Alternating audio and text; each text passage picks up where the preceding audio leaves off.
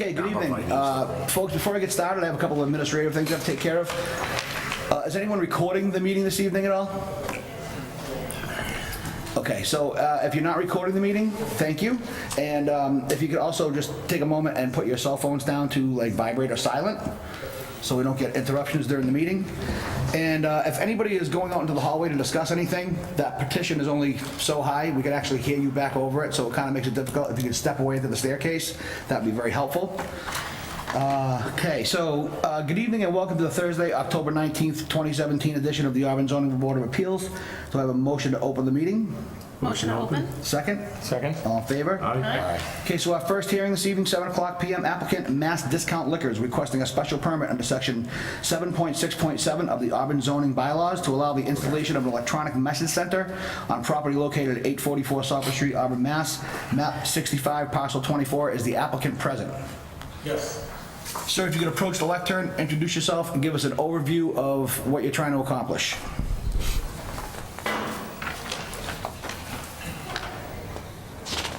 Good evening. My name is Dilip Bhavasar. I'm the president and owner of the business. The request here is for upgrading the business sign that we have. We are replacing the existing sign with the combination pylon come electronic message center. Obviously, the purpose is to use the electronic message center for advertising and promoting the business. Okay. Do you have, is the person that's going to erect the sign here this evening by any chance, the company that represents the sign? Yes. Sir, could you just approach also and give us an overview of the proposal?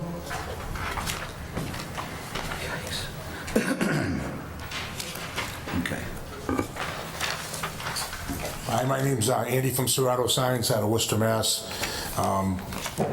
My customer's looking to put up a pylon sign, which you have a picture of. The top section of the sign is an illuminated sign, which will be steady at all times. It's 30 inches tall overall, I'm sorry, 38 inches tall overall to the peak, and 7 foot 3 inches wide. The digital section of it is 28 inches tall by 7 foot 3 wide, which in essence gives a 2 foot by 7 foot viewing area, which is 14 square feet. Okay. It's going to be put on a brand new pole, and it's going to be replacing the pylon sign at the end that's kind of like that house structure thing that should have been taken down a long time ago, and Dilip's looking forward to a new look. Okay. Mr. Cussy, do you have any questions of the applicant? So this fits into our bylaws, the size of this thing. And, no, it sits back far enough from the red light. So I'm not concerned with that. I'm good. Okay. Mr. Chicolo? Right. The sign that you have now on, it looks to be on the, if I were heading west on Route 20, it looks to be on the beginning of your property. Is that the sign that's coming down? Yes. And the one you're erecting is very similar in looks and shape to that, correct? Yes, it has a little bit of a peak on the top to make it look attractive. And then, like Andy said, you know, current sign is a kind of house type with the vinyl covering. All of that will go, and it will be more contemporary look. To help you out square footage wise, you have the shape of the Right. structure, and within that shape is a 32 square foot sign. So the overall square footage of this sign here might be a little bit larger of just the rectangle of the sign that's within that structure. So Overall, the overall look is going to be a lot smaller than what you see there. Okay, so the sign that's there now that says Mass Discount Liquors, Yes. okay, you're going to replace that with one Which will looking also say Master Stone. similar, but the only message center is down below that. Okay, thank you. Mr. Maron? Thank you, Mr. Chairman. Just one follow-up question. So the same exact footprint? I'm As far sorry. as the pylons that are going in, the same exact It's the same, I understand that it's got dimensionally different, but it's literally the same exact footprint. The footings are going to be exactly where We'll be the putting current new sign- footing in the ground. Right, but it's going to be exactly where the current footings are? Are you moving the sign in any way? It'd probably be coming into the sidewalk, into the parking lot, maybe a foot, because the square base that's there right now, I won't be able to use, so I'll probably come into the sidewalk, into the parking lot about a 2 foot. Okay, so it's not the same footprint, it is going to be adjusted, Correct.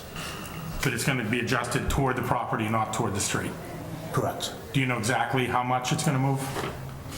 If you were looking at it from the street, it moved towards Oxford 2 feet, but the edge of it will still run the same, or whatever the current bylaw is going to allow them to do. It's going to move towards Oxford 2 Street, 2 feet? It's not going to move towards the street. The edge of the sign is going to remain where it is. Okay. The edge of the sign will remain with the edge of the structure. Okay. The sign itself would move into the parking lot 2 feet. Okay, so not towards the street, towards the property? Correct. Okay. 2 feet. Okay, I don't have any other questions at this time, Mr. Chairman. Thank you, sir. Ms. Roach? I just want to know, is the message center going to be lit and used only during business hours? Yes, I think we will be following the town of Auburn rules on that, half an hour before and maximum half an hour after. Okay. And is it going to be, the message is going to change?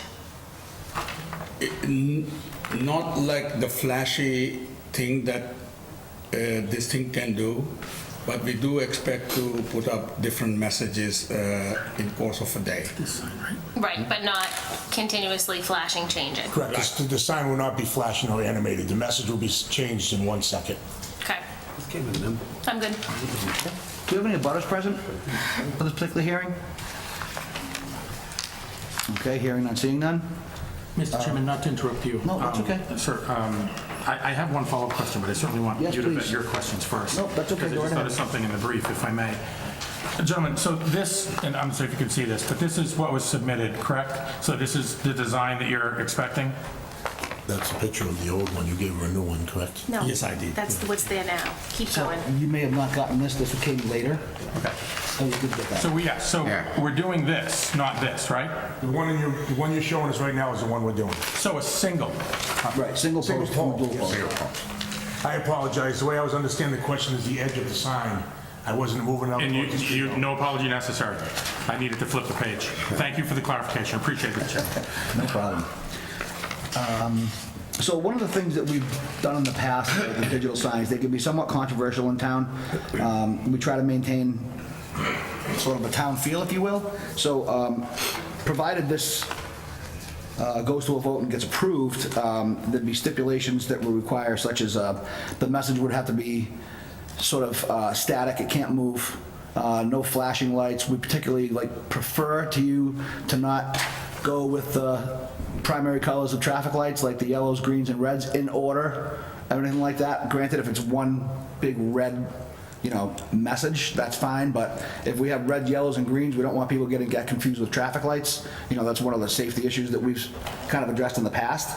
And that the messages stay up there for a minimum amount of time of, say, maybe 2 to 3 minutes, depending on how you time it, and that when that message is up, like you said, within a 1 second change, so it's not being distracting to the drivers. We appreciate that you want to advertise the business, but we want to also be very careful on Route 20. So that could possibly be some of the stipulations. You want us to go along, show them messages? Are you good with 2 or 3 minutes, or you want? Yeah, it's okay. We understand what concerns are here, and we expect to be compliant. Okay. Mr. Cussy, anything else? I'm good. Mr. Chacolo, Mr. Maron? I'm good, Mr. Mr. Chairman. Roach? Okay.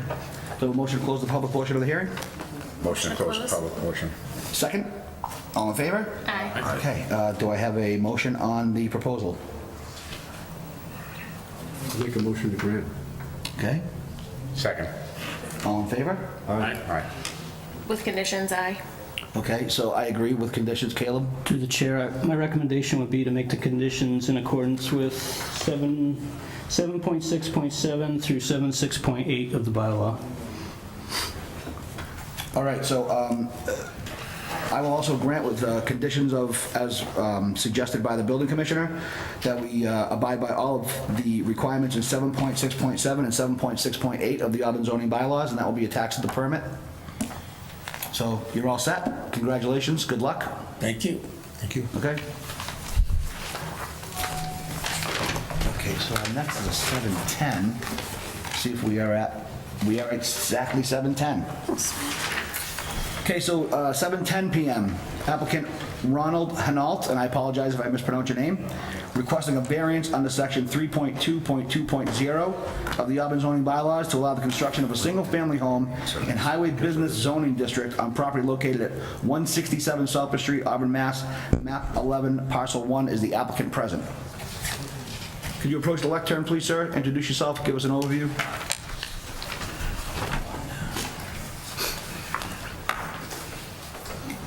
Hi, I'm Ron Hinault. I'm going to purchase this property if we can build a house there. And it's just a single-family house. The driveway will be accessed through Eaton Road at the corner. And there's all residential houses on Eaton Road. Okay. And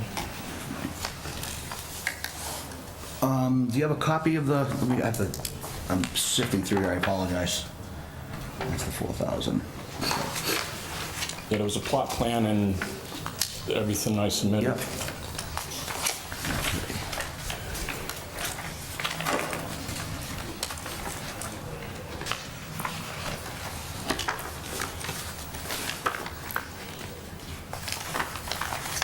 Okay, Mr. Cussy, do you have any questions of the applicant? No, I remember this lot trying to be sold, they tried to put commercial things on this lot, I believe, several times in the past, and they didn't work out. So I like the single-family home. Okay. I like that it's going on to Eaton Ave. That's all I have for questions. Okay. Mr. Chicolo? I'm all set with it.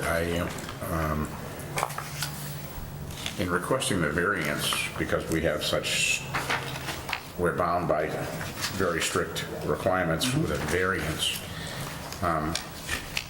In looking at the property, I think we can relate any of our requirements that we have to meet to the topology of the lot. And I think we can be okay with that, and I have no problems with it. Right, I tend to agree, but Mr. Maron? Thank you for being, I don't have any questions, Mr. Chairman. Okay. Ms. Roach?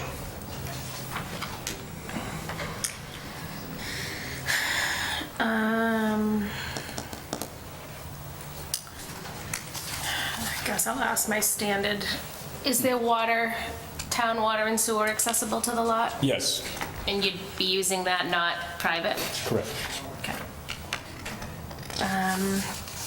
I guess my only other question would maybe be more directed towards Caleb's thoughts on, quickly without looking up, on lot size. Is there any What was, concerns on size of I lot? didn't hear what you said. I'm just asking the building Oh, sorry. inspector, just if there's any concerns on the side. Do you know what the square footage of the lot is altogether? Did I miss it in there? I know you have the dimensions. I can probably do the math quickly.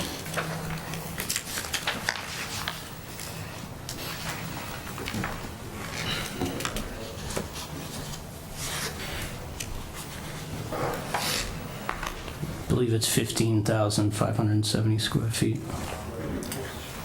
So big enough for single family. It does meet the it's in the highway business zone. The only thing I would caution the applicant is that he would have to meet the front setback on both streets. Because it is a corner lot, he would have to meet the minimum 20-foot setback on both streets.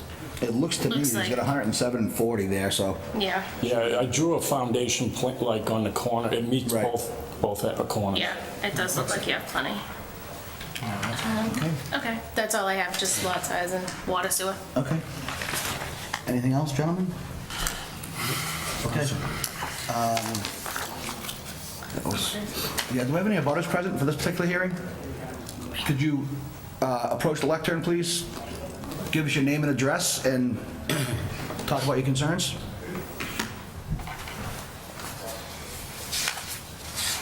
Good evening, my name is David Schroeder, I live at 3 Eaton Ave. And I guess first I'll go back to 1968 when we purchased the property, and that's the first time the Realtor told us that that 163 Southbridge Street could never be built on, because the state has access through there for the diversion tunnel. And early 70s, you know, we wanted to actually put a two-car garage over there right across from the house. And early 70s, the town was approached, and right off the top of their head, it was, nobody can ever build there because the state has this easement going through that piece of property. And later, a little bit later in the 70s, we went to the state and asked them, and they gave us a map, and they said, here's why. And it shows the easement going through that piece of property. So other than that, I guess if that is incorrect, we lose, because we would have always liked to have put a two-car garage over there. And there's the fact that even 161 Southbridge Street, it has access from Eaton Ave, which according to special permit or whatever, they cannot use that entrance. And even the paving, when Eaton Ave was paved not too long ago, there was supposed to be curb put in front of those locations on Eaton Ave for 161 Southbridge Street. So where 163 Southbridge Street is an address for 163 Southbridge Street, I have a concern about being on Eaton Ave. So I don't know if this is something, and also there was something else later in the 70s about a vernal pool from the town's environmental board being at that location. So I don't know if that's something that needs to be checked with environment. But at least springtime, there was some kind of vernal pool over there. I'm not even sure what that is. But I think it's something that's supposed to be avoided when you're building. So I don't know if you guys have a record of the map that shows the state's access through that property, or why I'm remembering this and why we were never allowed to do anything with that property. And it makes sense because for 48 years, that gorgeous piece of property, nobody touched. And now all of a sudden, 3 or 4 years ago, there was a hairdresser that wanted to go in there, and now we have a house wanting to be built. So I'm kind of surprised all of a sudden that did something change that's letting somebody build there. To my knowledge, nothing has changed. I'm just going to ask the building commissioner, Caleb, are you familiar with any of these issues the gentleman brought up? I'm not. We would have to research during the building permit process. We'd have to research with the registry of deeds to see if there's an easement there and what type of easement, whether it allows construction on top of it or not. But Okay. It's certainly not the board's issue. Right. I do have the map that shows that easement. I don't know if that Would helps you mind folks out. presenting that to the building commissioner? Not at all. Maybe have some reference numbers on it for you? Or? Mr. Chairman, would that not show up in a title search of the property? I believe it would. It would. That's what I was going to say. There's no town. Doesn't go that far. There's also no town water on that property. It would have to be well, and you'd have to drill shallow because the diversion tunnel is about 30 feet down.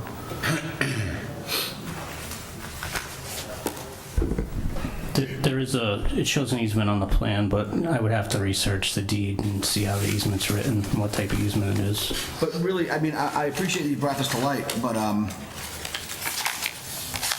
Yeah, I'm just really surprised. It was, nobody can ever build there, and that was case closed, and so, you know, any hopes that we ever had of putting a nice little two-car garage across from our front door was shut down. And Wait. I don't want to sound. This is the one we're talking about? Is the applicant aware of it? Are you aware of any of this? I didn't purchase it yet. Right. okay. That doesn't look anything like this. Mr. Chairman, if I may, while you're Mr. Chairman, here. while you're researching that, is the property owner present this evening? I don't believe so. So this is Eaton right here. Right. So actually, This this would right be here. here, right? Yeah. So the way I'm reading this, that does not have a diversion through it because Eaton Ave, according to the plot plan submitted, is actually over here and it's away from the diversion. Yeah, I understand that, and I don't know why the state told me that 163 Southbridge Street is part of that, It and, doesn't look to me like the diversion tunnel. or even if the diversion tunnel was the reason why, just that the state had an easement through the property. Looks like the diversion tunnel's on the other side of the road, It's on some- right? yeah, it's another Unless I'm property. reading it wrong. But this lot's 167, not 163, that we're looking at, right? Right, We're looking at 167, yeah, which would be actually off that map. which is off. I would agree that property's not even on this Right. plan. That property's not even on this map. Yeah, they don't yet. even show it down to Southbridge Street there. Yeah. Yeah. I mean, so the diversion tunnel, according to that map that you submitted, has nothing to do with this piece of property at all. This is Hampton. I don't know what to tell you. Like I said, there's one reason and one reason only that I would have that, and that was from the state, and it was because they said nobody could ever build there. So I looked at it, and I know it doesn't go down to Southbridge Street. Doesn't it? Mr. Chairman, if I may? So I think what's before us is pretty specific for this applicant. It is. And so if we were to vote up or down on this, I think the permitting process, as Caleb had mentioned, the permitting process would essentially flush this out. And absolutely would. And so, with respect to the abutter, and I absolutely appreciate you being here tonight, sir, but I would suggest that what's before the board tonight is a little more simplistic than that. Indeed. And so I would, I certainly want to vet any additional comments that the abutter might have, but I think we have an opportunity to move forward either up or down on this, and let the permitting process take its toll on what I also think has been mentioned by the abutter, that there's a question of whether or not town sewer and water is accessible.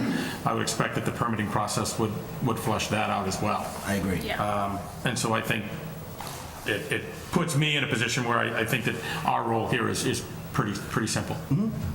I'd just like to get to the bottom of it. Let's, all the evidence to light, so to speak. I completely agree, Mr. Chairman, and I fully appreciate the abutter being here. We would vet all of his questions Yeah, and any of his I honestly concerns. would love to know why we couldn't do anything for, 48 years. Why the property, there's a reason the property went untouched for so long, and it was, nobody can ever build there. Yeah, not Certainly speaking for have no me, reason to just fabricate it, it's. nor would we suggest that you are. Yeah, no, I think understand, I think in yeah. earnest, and I think that, your thoughtful comments will certainly be taken into consideration. Appreciate it. I have a great deal of respect and confidence for Caleb, his team, and the building commissioner in the process of permitting. And so as they move through that, I would suggest that the concerns that you have raised would be fully vetted based on the permitting process. Okay, excellent. And I thank you for being here. It's not something that, in my opinion, the board would weigh into. Right. We would and I'm not suggesting that this is going to be approved or disproved, but Understood. from our authority, you've raised excellent points. I think Okay. the permitting process would satiate those. Thank you for hearing me very much. Thank you. Thank you for being here, sir. Do we have any other further public comment on this hearing? Okay. Do I have a motion to close the public hearing? Motion to close the public hearing. Second? All in favor? Aye. Do I have a motion on the 7:10 PM application? I'll make a motion to grant the variance, Thank you. the Auburn zoning bylaw 3220. Contingent, I don't think we need to put any contingencies in because of the permitting process that's coming down. Okay. So, motion to grant. Do I have a second? I'll second. All in favor? Aye. Okay, so one of the conditions I want to read through these, Caleb provided us, we've been using lately, very helpful. So we have variance conditions that I just like to make public. It's pretty easy, but, so number one, the variance shall become effective only after it has been recorded in the Worcester Registry of Deeds and a copy of the registrar's receipt returned to the town clerk, which also during that process would probably answer a lot of the abutters' questions. The applicant shall abide by the approvals and conditions from state agencies or other town boards, departments, and commissions. Construction hours shall be Monday through Friday, 8 a.m. to 4:30 p.m., and Saturday, 8 a.m. to noon. No work on Sundays or holidays. The lot shall be developed in accordance with the approved plan. The applicant shall submit a 24 by 36 as-built plan to the building commissioner once construction is completed. Unless otherwise modified by the decisions of the planning board or board of appeals, the applicant shall comply with Chapter 16, earth filling, Section 50 standards for filling. And the last one, the applicant must abide by all regulations and conditions of the 11th amended order as set forth in accordance with Mass General Law, Chapter 132, Section 8, 11, and 12. In addition to Mass General Law, Chapter 132A, Section 1F, as this property is located within the Asian longhorn beetle quarantine area of Auburn. And you'll get a copy of this with your application. All right. Okay. All right, good luck. Congratulations. Thank you very much.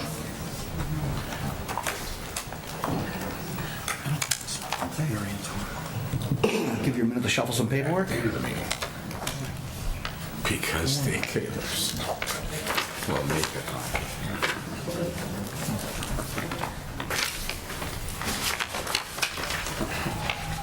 Used to it, Don.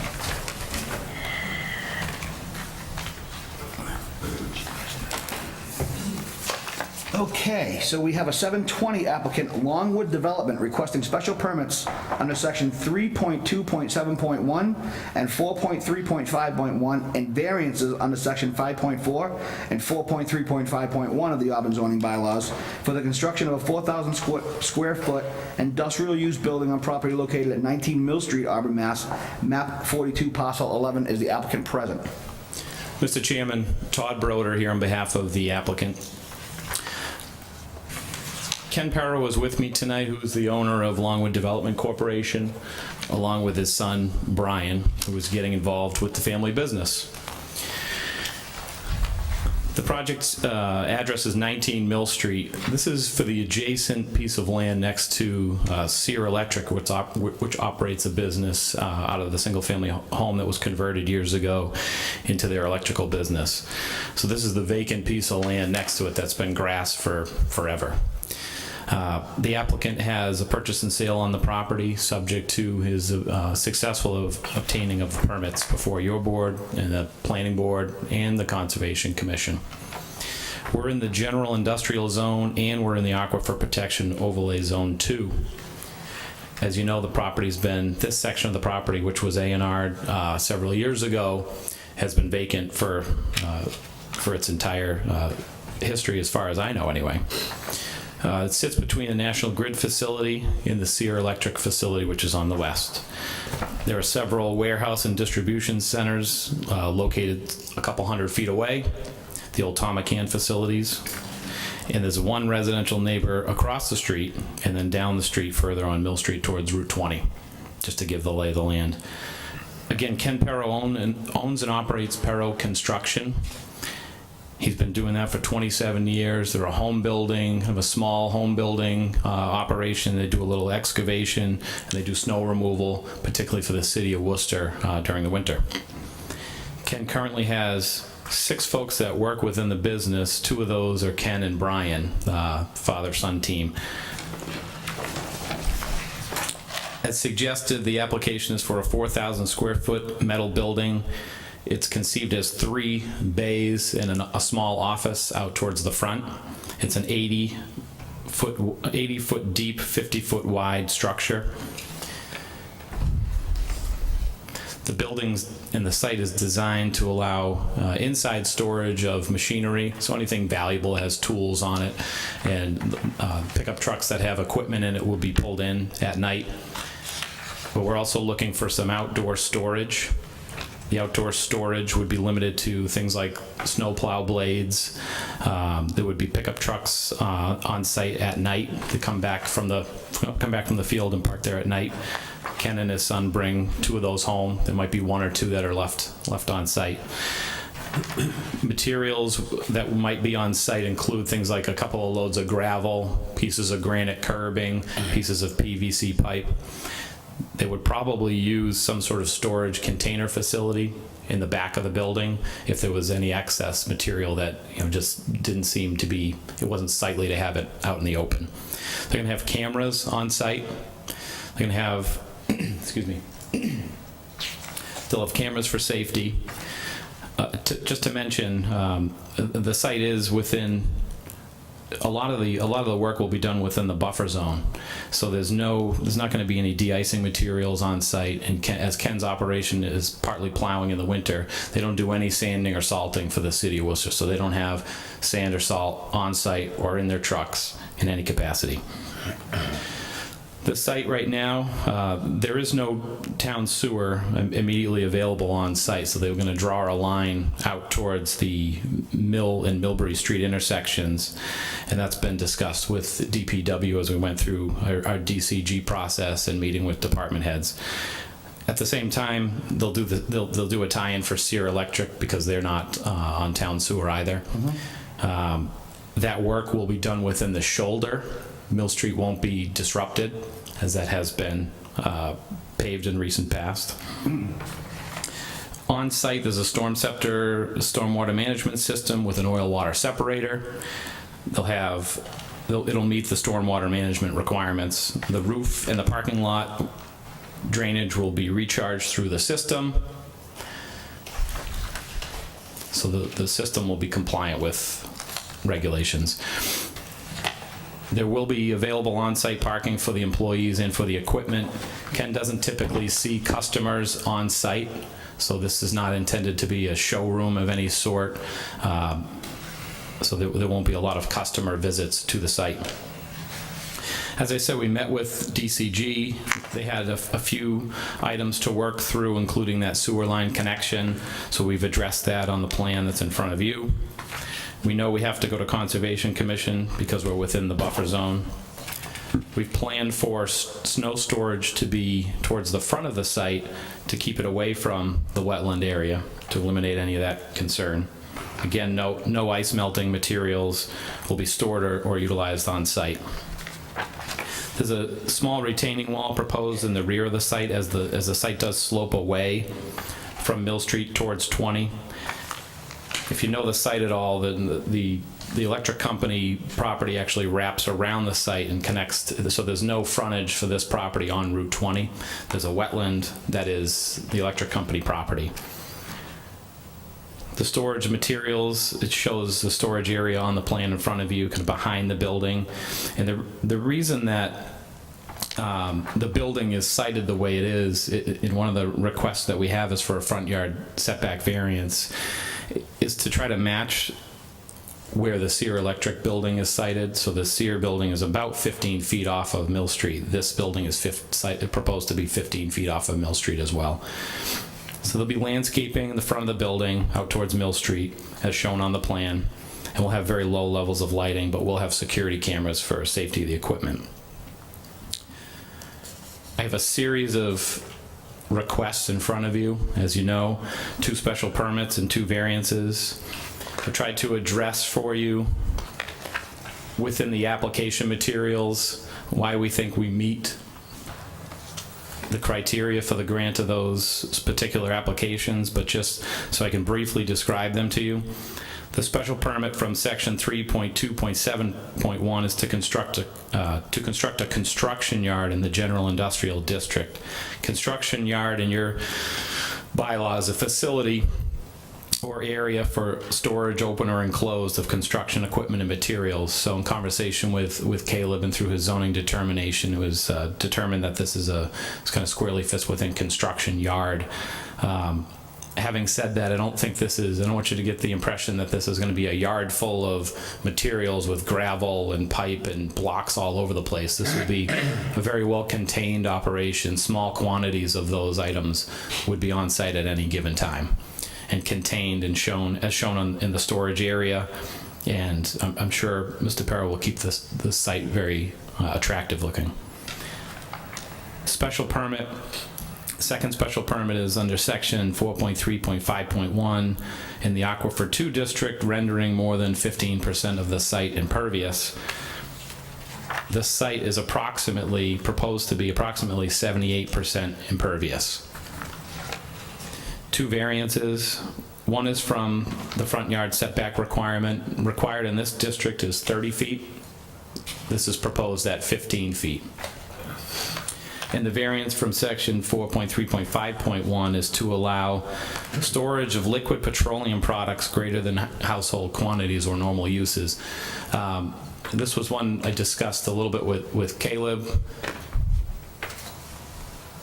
We didn't necessarily agree, but we're here requesting the variance.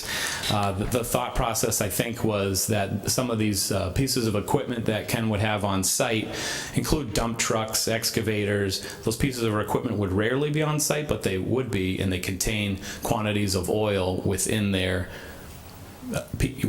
structure that would exceed kind of normal uses, normal household quantities. So this is not meant to, there's no storage tank requested here. Ken, in the normal course of his business, does do some kind of day-to-day maintenance. As something breaks, he might weld it because he can weld. He might replace a tube or something of that nature, but there's not going to be massive rebuilds of equipment with liquid products all over the place. That's not the intended purpose at all. So there will be some petroleum products on site because they'll be in the equipment. So that's the reason for the second variance request. I've gone on a little bit here. Can I answer any questions? Mr. Kelsey? Yeah. This is asking for a ton, that's for sure. As far as the variance for the 15 feet, I mean, you can move the building back 15 feet. I mean, we need to have a reason to grant a variance. Yeah, the rear setback is also 20 feet, and the building as it's proposed, it comes to 22 feet off the back property line. So there's not a lot of room to move it back without then encroaching on the rear yard setback. So the thought process was to try to locate the building in line with the existing Sierra Electric building. And I think in the application, and I'm not sure if you have it, so I can provide some additional materials on that, but the design is meant for the office in front to kind of soften the feel from the street so that there's not garage bays facing right out onto Mill Street. So the garage bays face kind of sideways, so they're a little more hidden from Mill Street and from traffic coming by. There is a residential neighbor across the street, so there was a concern that didn't want to have those garage bays just right out on the front part of the site, and that was the only other way that potentially the building could fit on the site. So I have some pictures that I can hand to you of a representative building that's built in nearby Sutton. So I'll pass out for you a couple sets of plans here.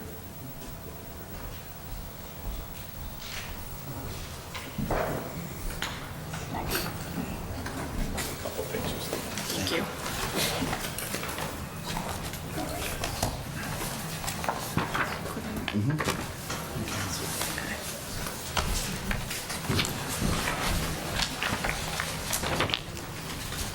In the little packet I handed out there, page 3 shows a representative view of the front of the building. The office is a little bit lower than the bay area, and you can do a little bit to kind of soften the feel of the building from the street by putting the office out front as it sits there. The next page, as you flip through, shows you a side view of the garage bays and how the office kind of helps that kind of hide the bays there in the back. And the last page is an aerial of that site that's in Sutton. That site there is a much larger site. The area that's kind of carved off in red is all the area that this site that Ken is looking at has available to him here in Auburn. So the finished building will look very similar to the one you're showing us here? Or is this? It's an example of the structure of the building. Okay. I would tell you, if you know this site at all, this is a very well done, very beautiful site in Sutton that is probably way over the top for the purpose that it serves. But this is the idea. Yes. The stone wall out front that runs several hundred feet probably would not be on the site here in Auburn, for example. So another option would be a smaller building, right? A smaller building would fit on the site. It wouldn't work for Mr. Perro, which I understand we could have a conversation about, but this is the building size that really is required for Perro Construction to operate off of this site. We do have the limitation of the buffer zone as well, impacting where the building can be laid out. So if it were the board's preference to move the building back, it's encroaching further towards the wetland in the rear. With the National Grid facility, or any power, I guess, on the western side, or the eastern side rather, there was some concern of bringing the building too close to that side. Just there's electrical facilities over there that scare most people. So oils and diesel fuel, are there going to be diesel tanks stored? I can ask Ken exactly what the equipment entails. Drain oil, brake clean? Say that again, I'm sorry? Just brake cleaners and drain oil, there will be some fleet maintenance done that it's necessary. Inside the building, I think it shows a floor drain that empties out into an oil water separator out in the parking area. So there would be containment systems in the event that there were any issues. Okay, I'm good for now. Okay. Mr. Chicolo? Hi, thank you, Mr. Chairman. I believe I heard you mention that you are aware that you'll have to go before the Conservation Commission, Yes. correct? I'm sorry, I didn't hear your answer. I'm sorry, there was some sort of echo or something happening here. Yes, we're aware we have to go before the Conservation Commission and the Planning Board. And getting back to the subject of the storage of petroleum products, when you were talking, you were saying, what's in these machines. Are you talking about what's would be current containment within a gas tank and a crankcase? Yes, and there would be, if anything, maybe a small jug of something that's available in case somebody needs to be topped off. Well, a small jug, define small for me. Yeah, 4 or 5 gallons. 4 or 5 gallons? That was... Like a 5 gallon. You want him to... Yeah, if you could just come up to the board probably has some questions specific to the applicant. Want to introduce yourself, please, sir? And Ken Perro, Perro Construction. So when you say 4 or 5 gallons, that's enough to take care of, are you talking about crankcase oil or fuel oil? Crankcase oil, just general maintenance oil, engine oil, transmission oil, nothing in bulk. Waste oil, I presently take waste oil now and I bring it to a friend's place for his waste oil heater. I'm gonna do the same. What about any type of fuel? I don't have transfer tanks and I don't have large storage tanks for diesel fuel. So you would be only talking about fuel contained in a fuel tank? Yep, in a vehicle, correct. Okay. That's all I have for right now. okay, Mr. Chairman. All right. Okay. Thank you, Mr. Chairman.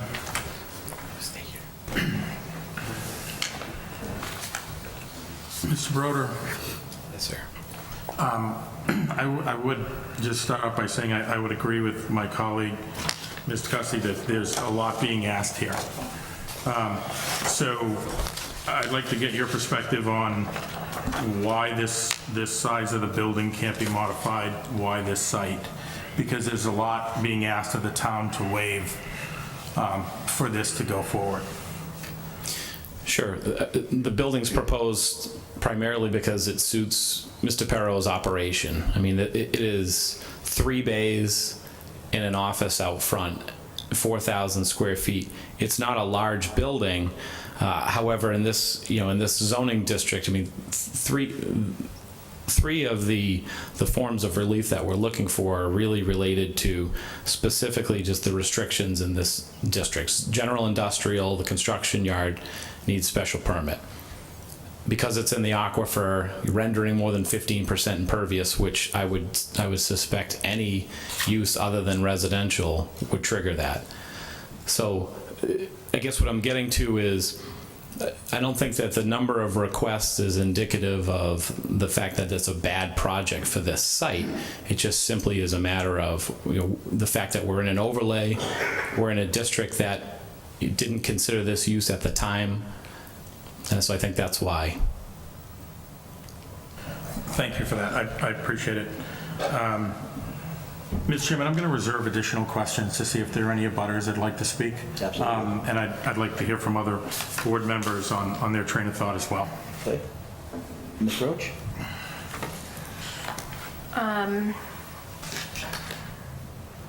I guess one of my questions would be, so the general maintenance of the vehicles, when whatever equipment that you use or have on site, when it needs an oil change, when it needs brake pads, when it needs all that, is that stuff being done off-site, or that's something that you plan to handle in the garage?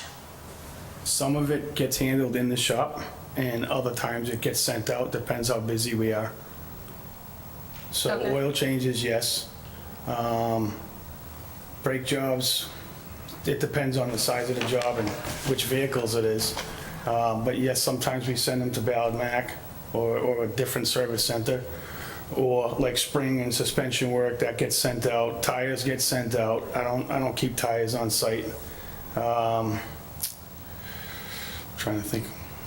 I'm not sure what else. So some will be done there, some will not? Yeah. Okay. I presently am the only mechanic, basically. So I do a lot of that stuff myself. And what I can't do when we're busy, I send out. So in the wintertime, I have more time because we're slow, obviously. During the busy season, most of my equipment is never on site. It's always out, and we change oils out in the field. So those larger pieces of equipment are off-site. The daily in and out of the building would be myself with a utility truck, my son with a utility truck.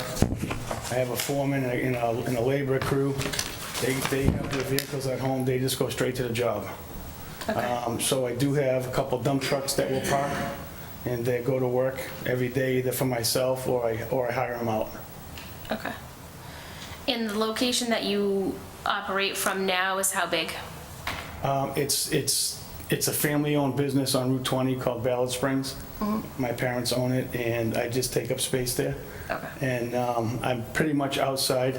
I get to use the facility after 5 when they're done doing their daily business. So I've grown a little bit over the last couple of years, and it's time for me to have my own place. Okay. And I think you've answered this, but just to be clear, when any of the vehicles that you use need gas, they get it in an off-site? They get it at a pumping station. Right. Yeah, we have a couple gas, and everything else is diesel. Okay. But not stored on the property? Not stored on the property. I have no transfer tanks, not even in the back of pickup trucks. Okay. I don't have any of those. Okay. We do get off-site delivery to all our equipment out on jobs Yeah. from an oil tank truck. Okay, I'd like to reserve also until after we hear from abutters. Okay. Can you just describe what size vehicles are we talking about here? Like he mentioned an excavator, backhoe, that type of thing. I have 3 excavators. I have a medium-sized one. It's like a John Deere 160, Yep. if you're familiar with that. I am. I have a Takeuchi 180, which is a rubber track machine. It's 19,000 pounds, and it's smaller. Yep. And then I have a Komatsu 250, which is a little bit larger, and I mainly use that for demo, for a residential demo and large earth What's the moving. weight on that about-ish? That is 61,000 pounds. 61,000 on those, yeah, okay. Other than that, I have 2 triaxle dump trucks, and there are 3 utility body trucks. which are pickup trucks. Yep. One F-750 and an F-150. Okay. Then I have small attachments, buckets that go with it, some steel road plates. Yep. A couple storage trailers, which all my safety stuff is in there, cones, signs, and just stuff you don't want to see outside in the yard. And that's it. The excavators are tracked, correct? Pardon? The excavators are tracked vehicles. Track machine, yes. So how do you transport those? You must have a large trailer? I have a 20-ton trailer for 2 excavators. Yep. The large one gets hired out. I do not have a low bed. You don't have a little boy? Okay. No. Okay.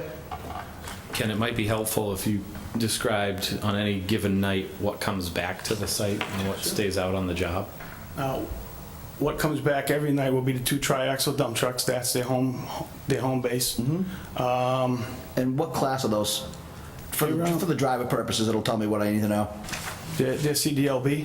Bs, yeah, okay. For that's license fine. purposes. Yep, okay. Yeah, they're straight jobs. Yep. They also tag the trailer around, and so there'll be 2 trailers, tag trailers. Yep. On site, and then the 2 dump trucks, which for the most part are going to be parked inside.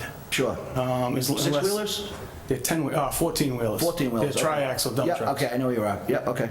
So for the most part, those will be inside. I do have a bulldozer, which pretty much is out or it's sitting just in the parking lot. I don't use it that much. Sure. And I do have a loader, a wheel loader. It's a plow machine only, goes and plows for the city of Worcester. And I have a rubber-tied backhoe that does the same. Right, okay. But mainly my work is all the excavation. Okay. Do we have any abutters present? Could you approach the lectern, please, sir, introduce yourself and express your concerns? Stan? Good evening. Bob Carlson, 26 Mill Street. I think my main concern is having that building so close to the road that with the amount of traffic we have now because of Tomacans and the corner buildings, we have 30 trailer trucks a day going on that road.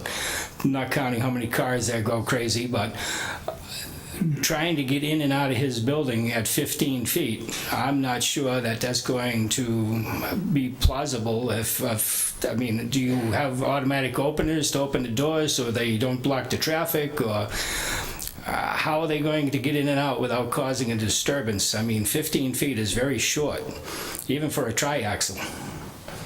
So now they're in front of the door waiting to open the door, and my concern is the traffic flow and relatively speaking, having that much so close to the road. Sure. I think Mr. Broder might have an answer for that question. Sure, if you don't mind. The traffic would come in this way. The bays are in the back area here, so the bays are towards the rear. So this is the office up front with the bays in the back. So that any trucks that were coming in or machines coming in would have a pretty wide open parking area, paved area. They would make their way into the building or on the site. Okay, outside of that, I'm sorry to say that I'm one of the last people of 6 wonderful homes on that street that I've watched go down the tubes, but thank you very much. Thank you, sir. Here. Any other butters? Okay, hearing none, seeing none. I'll go around again then. Mr. Cussy, any further questions? Yeah, so all the stormwater on this property will be contained? I mean, like, equipment sitting outside, leaches, that's my concern. And then when it rains, it washes off grease and oils, hydraulic oil. And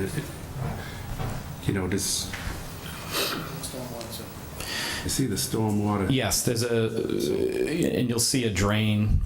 See the drain? On the most recent plan that you have in front of you, there's a drain in the rear of the property. It slopes back towards that area, but there's also a 2-foot retaining wall with a berm on the rear of the property. So I'm not the engineer and he's not here tonight, but that's the plan. Yeah, so this just gets recharged into does the oil get trapped or, There's an oil water separator in the middle, right in the middle of the site. A little box with 2 circles. Yeah. Yeah, That's inside the building. And Yeah, I have a concern that the road is tight, trucks pulling in and out of there. Even trying to get out onto Millbury Street and onto Route 20 there, it's a tough spot, traffic-wise. And we are in an aquifer, so I'm concerned about oils and fuels. And those would be my main concerns. If we were going to do anything, I would probably want this sent out to Graves Engineering for review, for sure. Just to, it's a tough spot. That's it for me. Mr. Chacolo?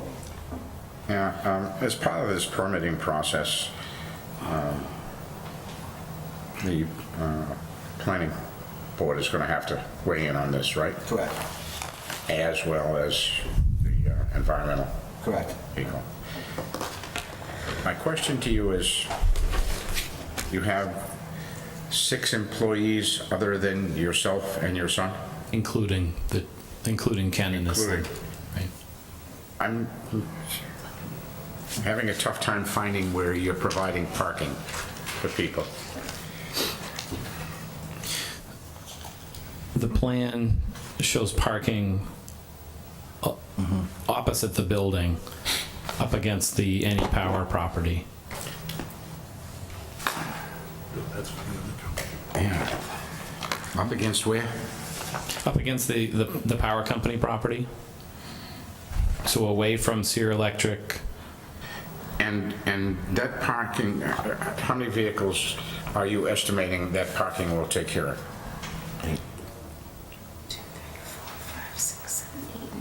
10. I believe there are 10 marked spaces on the plan. Say it I again? believe there are 10 marked spaces on the plan, 10? and there are 3 bays, which would also be parking. Oh, okay.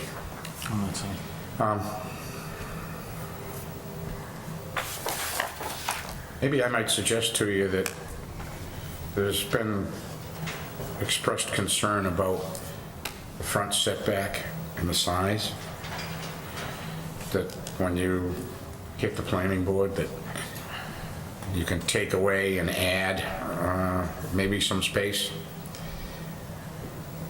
I don't know how many parking spaces they're going to require, but just changing the shape of the building a bit.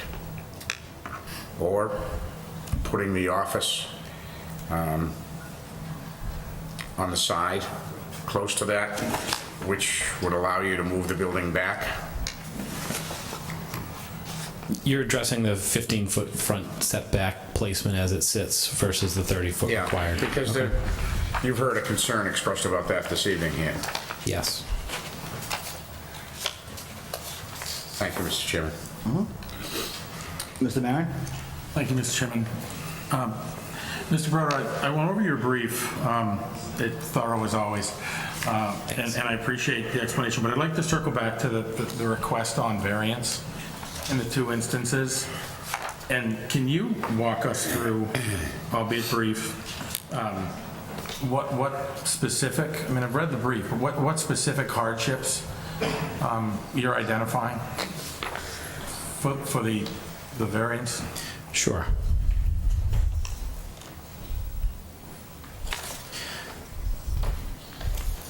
The 2 variances, excuse me. Correct. Right. So the second variance on the list is the storage of the liquid petroleum products. Excuse me. And I mentioned in the brief, it's because we're in the Aquifer 2 overlay district that is a problem here.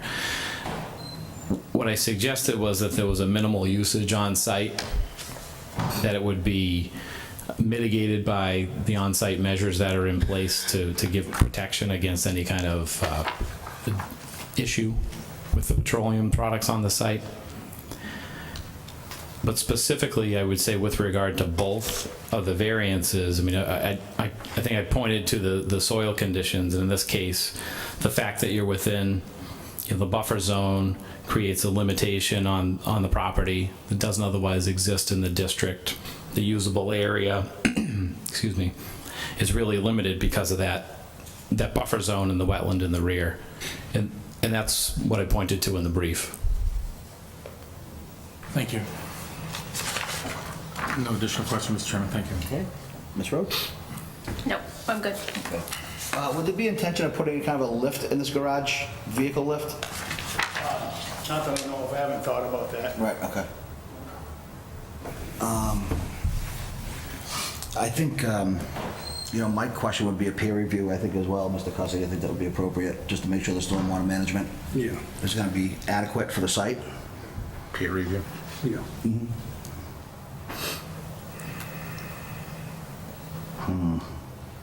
So, yes. I'm sorry, Mr. Chairman, to interrupt you. Have we asked for butters? We have. Yes, we did. Okay. And we have no further, somebody just walked in. Are they abutters for this hearing by any chance? No? Okay, so yeah, that's it. All right. My only, thank you, I don't want to interrupt your thought. So, as far as I'm a little confused just on the request for variance for the petroleum storage. At first, you presented it as, what's contained in the vehicle, and I don't know if that necessarily, in my opinion, meets the definition of storage, because if that's the case, we'd all need one to have a car parked in our driveway or a garage, or, something like that. So this would be for supplemental fluids, I think, for the purpose of maintenance and replenishing as they're used. I think so. I mean, Mr. Perro commented on the 4 or 5 gallons that of those type of products that may be on site. Right. And I can't speak for Caleb, but that may be. And I what he was think one speaking to. also, keep in mind, and I've discussed this in the past with everyone, so, we are the stewards of our aquifer, being on the zoning board, and we are in a zone 2. I recognize that there's a general industrial district down there, a highway business down there, excuse me. My concern is in 50 years from now, how we gonna look back and see that our aquifers were protected properly. So that's why we spoke about the peer review. I'd also, I think, would advise to have some type of a waste fluid management plan in place. Sure. Because granted, you're not gonna go down to the parts store and buy quarts when you're talking about a vehicle that large. Those things come in 55-gallon drums, generally speaking, and they're pumped. Yeah. So, we could agree to some limitation if that's. I'm just concerned, not necessarily the limitation per se, as that there's a plan in place for management. Sure, and that's Spill fair. containment. I know you said, well, I have a friend of mine that has a waste oil heater. I actually do that as well. I have a friend of mine that does it too. But we'd need to show some type of documentation, I think, that that's being done. So a little bit more of a formal agreement, so to speak, I think might make it a little more palatable. We can do that. Okay? And I think also for me, it would be to keep and maintain a proper number of spill kits on hand that can maintain those things. And we've required businesses in the past in that area to do the same. We can do that. Just absorbent materials, matting, different things like that. Sure. There is precedent in this zoning district to have petroleum products present. So this isn't breaking new ground. Right. Several come to mind, but they're out there, especially along this Route 20 stretch. Sure. Oh yeah, and that's not, and I agree. It's just that, again, just because they're there doesn't mean we can't maintain the standards of the other areas as well. Sure. So in light of that, did I bring any other questions up? Does Caleb have any input by any chance? I just had a question, maybe Mr. Perro could answer this, is where the outflow is for the drainage system. I'm gonna get these out. Stormwater scepter goes into the stormwater system, and the outflow, overflow, like if it fills up. Yeah, is there an overflow on the underground system? It's not 100% designed, but I would assume there would be. Typically there is, some of them there's not. I've installed plenty. Depends on the size. If it's oversized, they don't have an outflow. If it's undersized and it just meets the requirement, then a lot of times they just have an outlet that goes to the lowest spot at the lot or land. I guess my recommendation, if it's feasible, is to put a shut-off valve somewhere on the system, so if there was a spill, it could be contained on site. Sure. That's all I have. Okay. So you made mention that the stormwater management system is not completely designed yet. Is there a purpose for that? Are you waiting to hear from permits, or what are we waiting for that? So, Mr. Chairman, you know, when we talked about what to do at this point in the stage of a transaction and coming to do permitting, Mr. Perro wanted to figure out from your board whether this use was going to be palatable here, whether we had restrictions on the size of the building that, you know, would be manageable or not. So it's not 100% designed in terms of what we would bring to planning board for site plan. Okay. That's understood. Okay, thank you. Okay, in light of that, anything else?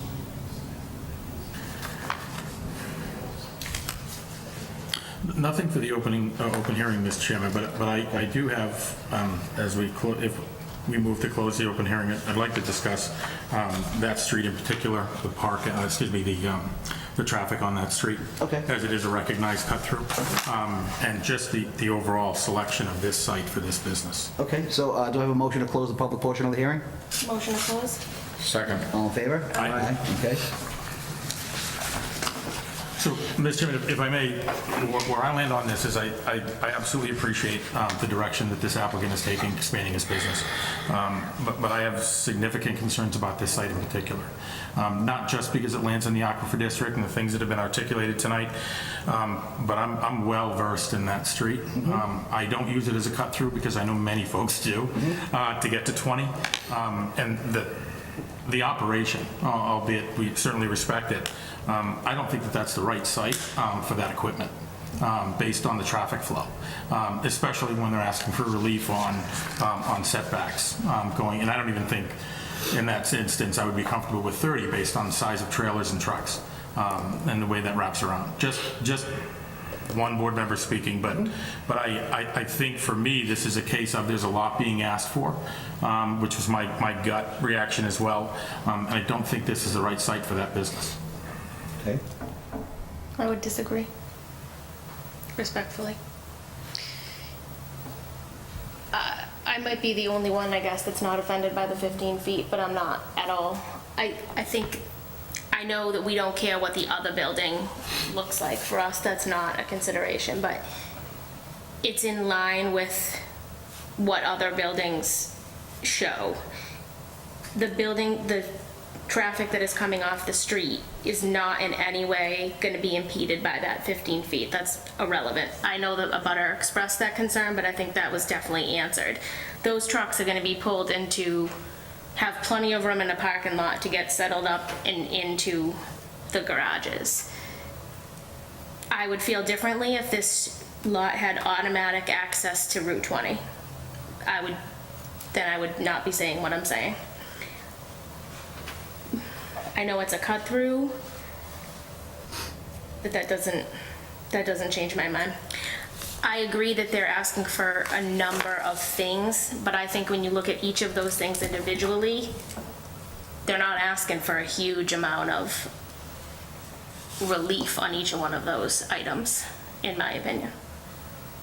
But again, I feel like I'm in the minority, so just putting that out there. I mean, the 15 feet is obviously the biggest one, I think. The storing of the materials, yes, I would think once they got to site plan review, and once they got to conservation, those things would be tightened up a little bit. But that's not necessarily, I don't think, for us to decide.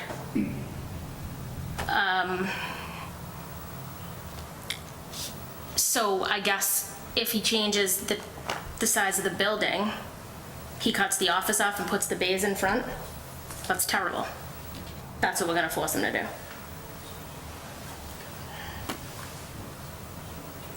Yeah, I'll be quiet now. I don't know. I think you raise excellent points, particularly on the 15 feet is negligible, but I think that I wouldn't suggest that we're forcing him to turn the building. And if he does, then I would oppose it even more. Based on, you know, so I get that. I get the design. I think it's a smart design. I just don't think it works there. And there's a lot of traffic. I mean, it's heavily trafficked on that street. There's a lot going on, and there are some blind spots as you come around. And so my concern would weigh more heavily on the traffic than it would on, quite frankly, on the 15 feet. But I feel like the flow in and out of there would be the guys come in the morning, they get their truck, they leave, they come back at the end of the day. They're not, it's not a hospital. I mean, they're not coming in and out constantly every day. He's not getting deliveries. He's not, they're picking up their equipment, they're leaving, and they're coming back at 3:30 to end the day. Yeah, and I'm not looking to debate it, but I would suggest that that road is particularly during those hours. Those times, is yeah, it's tremendously very busy. traffic, and it's all residential traffic that's cutting through. Yeah. From everyone going from 20 to that residential area. To that neighborhood. And so that's a considerable safety concern for me. Okay, duly noted. Mr. Chacolo? Nothing further.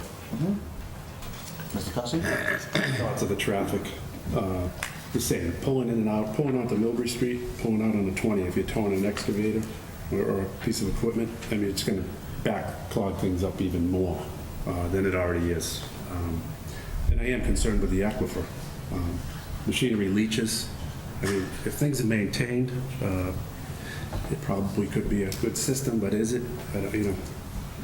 That would be, excuse me, that would be determined with our peer review that we'd be looking for. Right. Be determined with that. I just know equipment leaches, that's... Yeah, as far as pulling anything, vehicle out onto Route 20,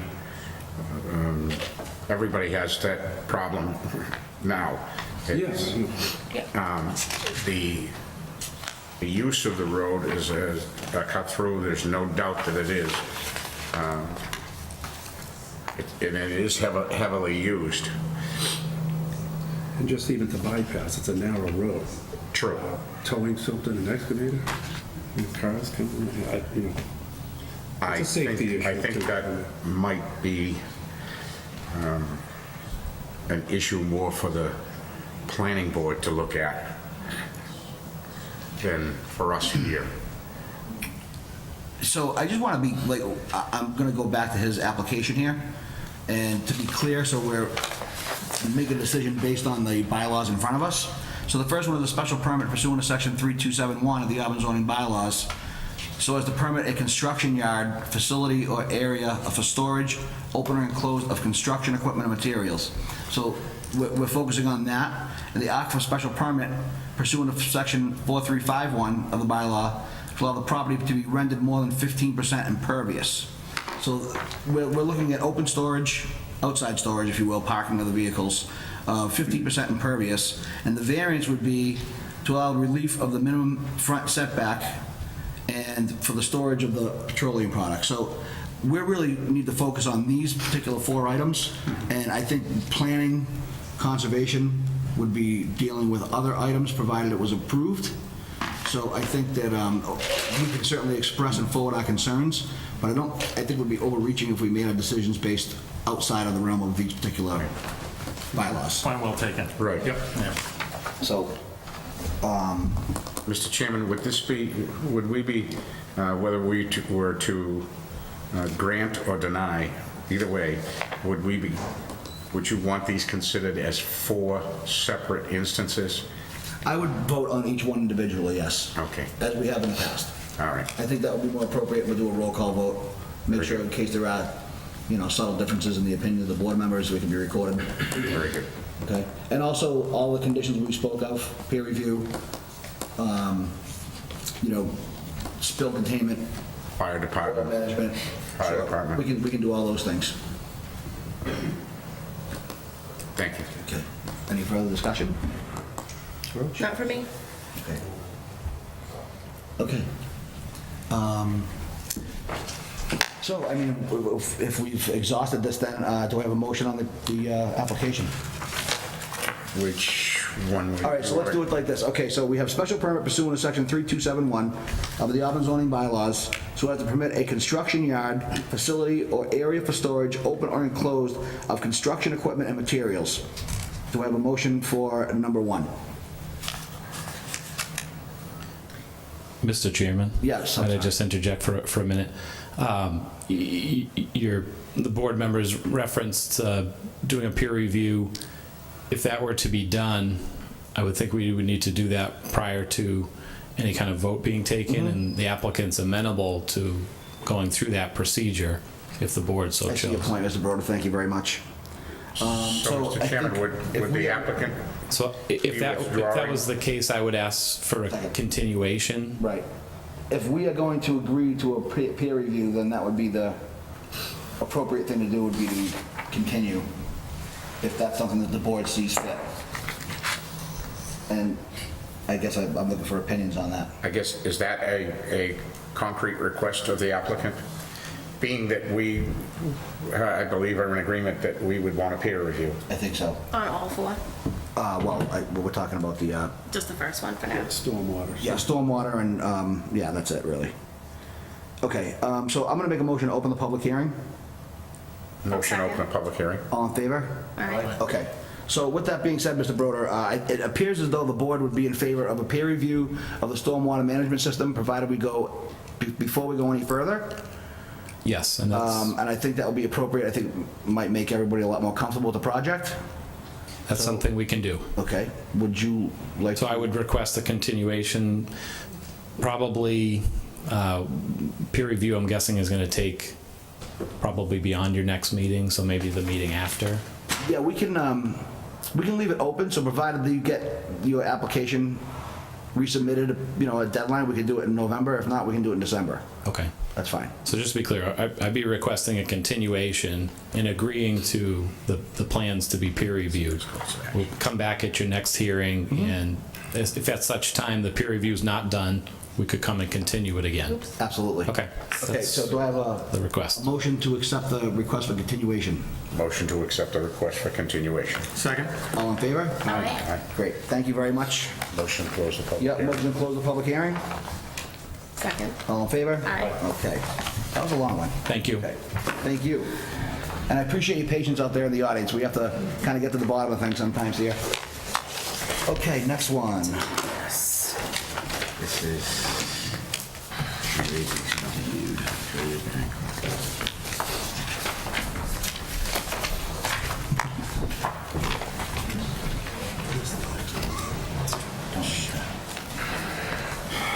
What is this? Does anybody need a 5-minute recess? Can I have a motion for a 5-minute recess? Motion for 5-minute recess. All in favor? Aye. Okay, we're gonna go on a recess for 5 minutes, give the board members a chance to use the facilities and maybe grab a drink, and we'll be right back. Okay, do you have a motion to come out of recess? Motion to come out of recess. Second? Second. All in favor? Aye. Okay, so we have, I apologize for the delay. We're a little bit behind schedule.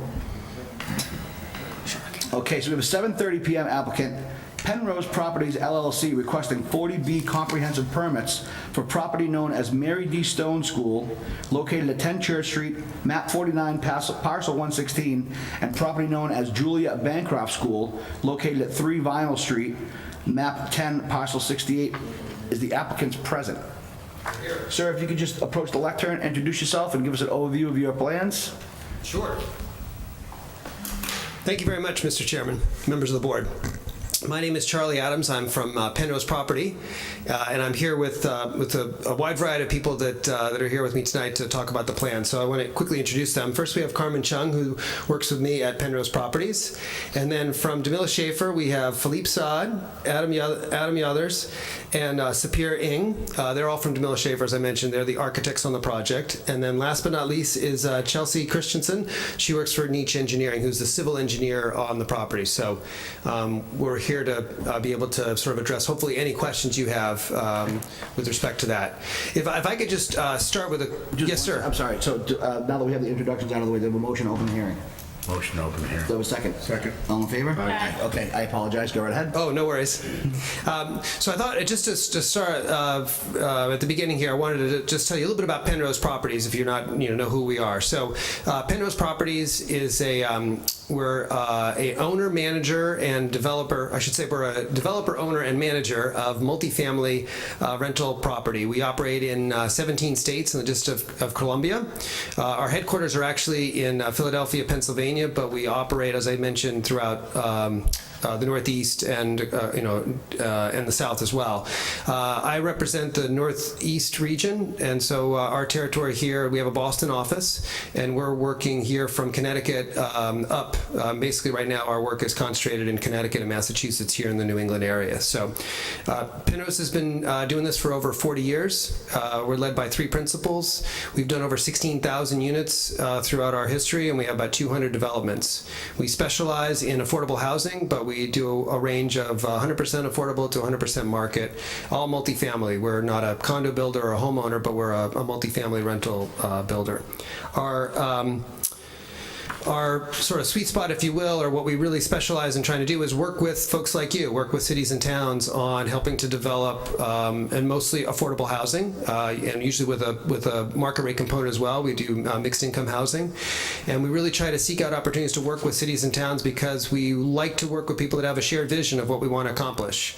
We have a vision of what we want to do, but we want to work with a group, an organization that has that same vision, and we try to build things that are beneficial to the project and represent the needs and desires of the town, right? We want to work with people and build something that we all can be proud of. And so the town of Auburn put out an RFP for the development of these 2 parcels.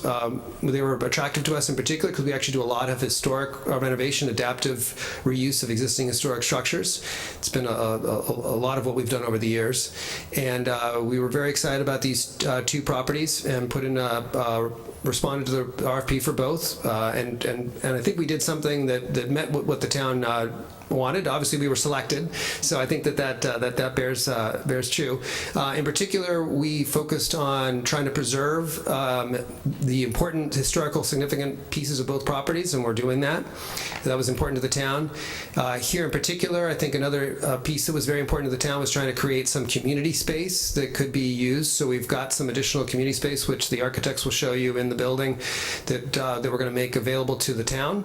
And in particular, that was an issue that Julie Jacobson, the town manager in particular, was concerned about. I understand this building sort of lacks accessible meeting space for folks, so there's sort of a constraint on that. So we've got accessible space over there that can be utilized. And then the last thing in particular was when you're doing affordable housing is to have it be available for residents of the community. And so we've made a pledge to work with the state, because it's actually the state that ultimately makes the decision, but we'll advocate on behalf of the town to get a 70% preference for local Auburn residents for the initial year of lease up at these 2 facilities, both of which are 55 plus, and we'll get into more details on the facilities, but they'll both be for seniors 55 and above. A little bit about the process in terms of when we were selected for the RFP until where we are now, just to give you a little bit of background on what we've done. So during that period of time, we've continually met with the town manager and with Matt Benoit on trying to formalize our plan. We've met before the selectmen as well. We also held what we call a design charrette, which was very well attended. We brought some experts in that were very good at organizing these types of charrettes, and worked with local stakeholders, with a lot of city officials, both the police department and the fire department were there, and then advocates of affordable housing and supportive services in the community. And we had about 30 people that attended this session. Usually 15 come to that, so it was a great turnout. And we sat for 3 or 4 hours working through priorities and preferences that the community wanted to see in the building. And so we've collected all that information, and it's a kind of exercise where you pick the easiest things that are least expensive and most important to do. We knock those off, and then we work through the other ones and try to incorporate as many of those into the project as we can. So as we continue to evolve the plans, we're continuing to look at that list and trying to incorporate as many of those features in there. That was a very successful session. We also had an opportunity to go to the senior center and talk to the seniors, the senior community here, get their input, gave them a presentation of where we were, got some feedback from them on their thoughts and desires, and that was actually really good. And in particular, one of the issues that came up there was some concerns about parking, and we took that back, and we actually made some really significant improvements in our plan from where we were at the RFP to where we are now. You'll see with parking. I have to say, working with the town has been absolutely fantastic. They've been very amenable, and to deal with some of the parking issues, we've worked directly with the town, and you'll see that as we present the plans. We're working on an easement, which is, I think, going to address the major concerns there, and we're pretty excited about that. So without further ado, I'm going to turn it over to our architect to sort of walk you through the details of the plan, and we'll all be available to ask questions. We did today receive some feedback from an abutter to the property, and we have that tonight. I think I'm going to hold off on addressing that till we go through the plan, but after that's over, we're happy to address some of those issues and concerns that they raised and what we might be able to do to accommodate their needs. Great, thank you. Looking forward to it.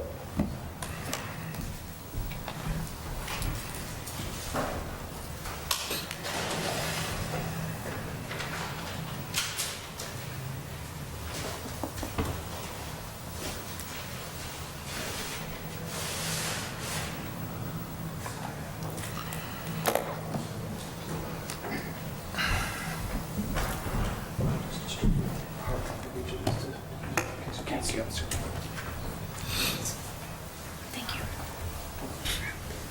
Thank you, sir.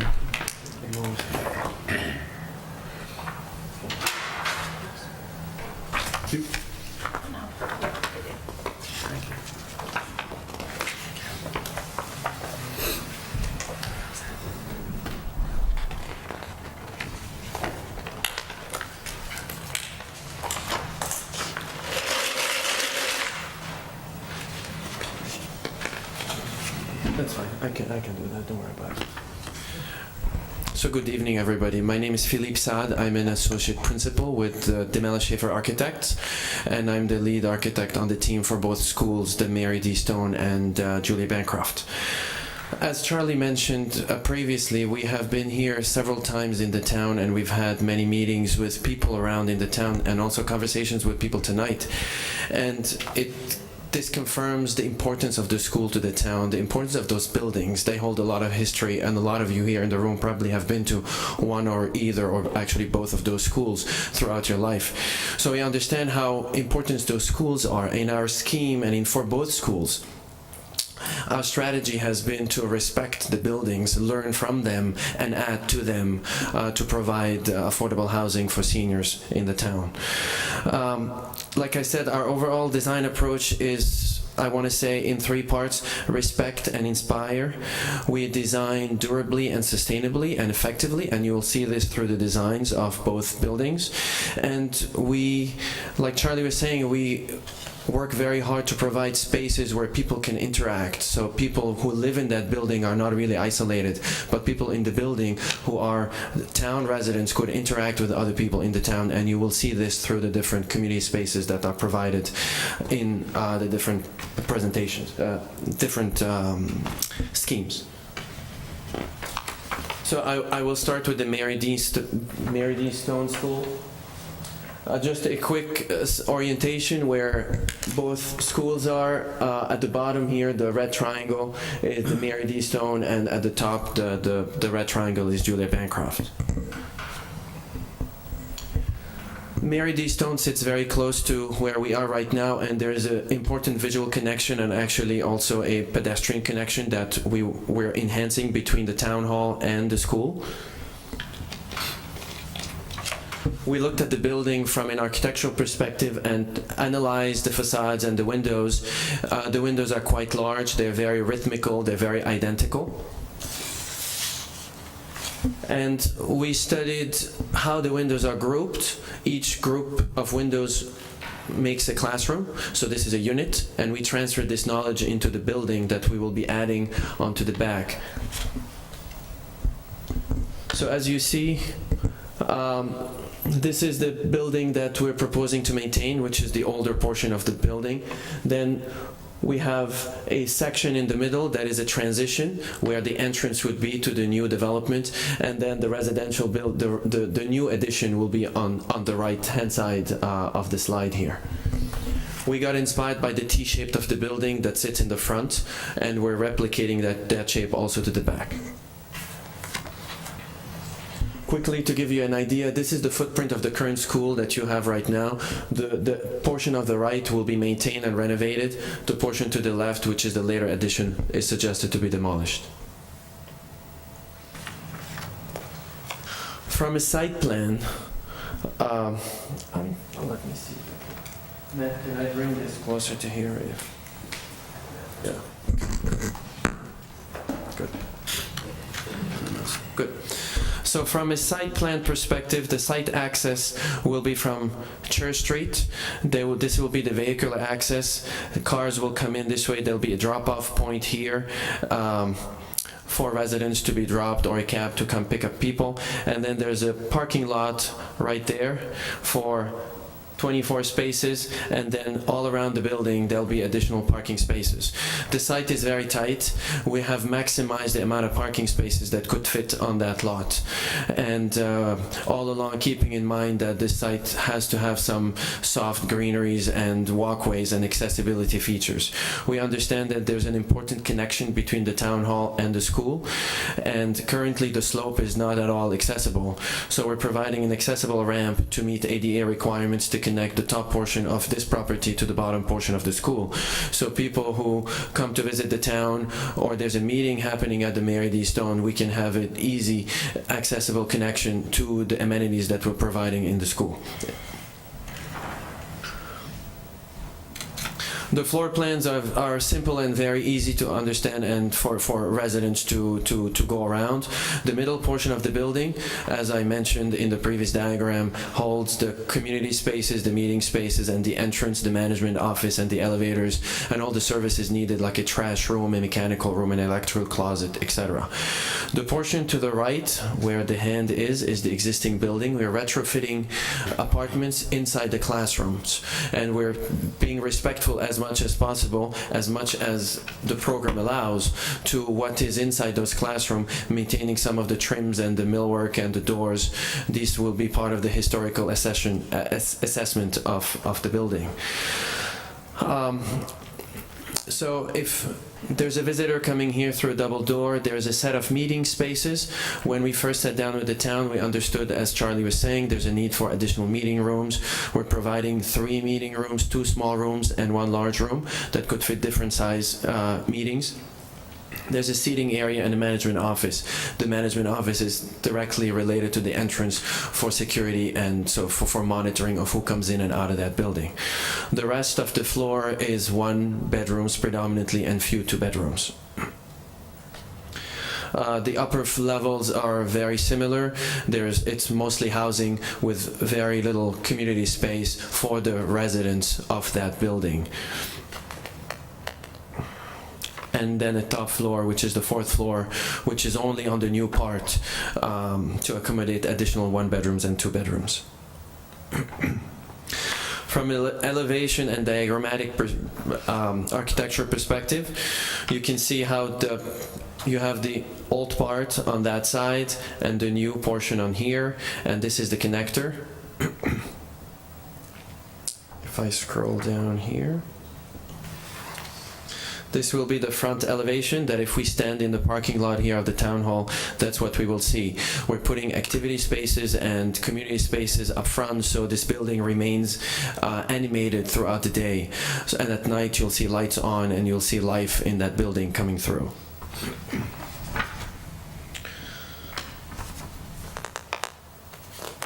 Before I give the microphone to Chelsea from Niche Engineering, I wanted to go over some numbers with you in terms of number of units. So for Mary D. Stone, we have an overall total building square footage of 64,000 square feet, with including 56 units, 45 1-bedrooms, and 10 2-bedrooms. There's a range of affordability between 30% AMI to 60% AMI and some market rate units as well. And for parking, we're able to fit a total number of 47 parking spots on site. Chelsea, do you want to go over the site plan? Yeah. Chelsea will just address if there's any questions. Okay. So this is the Mary D. Stone School presentation. I'll switch to the other building and then we can open it up for questions. So the Bancroft School is quite different. It is, the older building is quite small versus the new addition is larger. It sits on a very large lot and the topography is challenging. We're using that topography to enhance the building or the development, and also, again, to respect the old building versus the new addition. As you can see, this is a diagram looking at the site. On the left-hand side is the old building that sits at the top of the hill. This is the slope along Vinyl Street, and this is the new profile of the addition building that we're adding. As you see, it's snug, it goes well with the hill, and it sits respectfully next to the old building. The next is the site plan that you are familiar with. So again, this is a reminder of the steep topography and how this old building sits up on the hill, and what our development is trying to maintain is to respect that building that sits up there, that is the older building.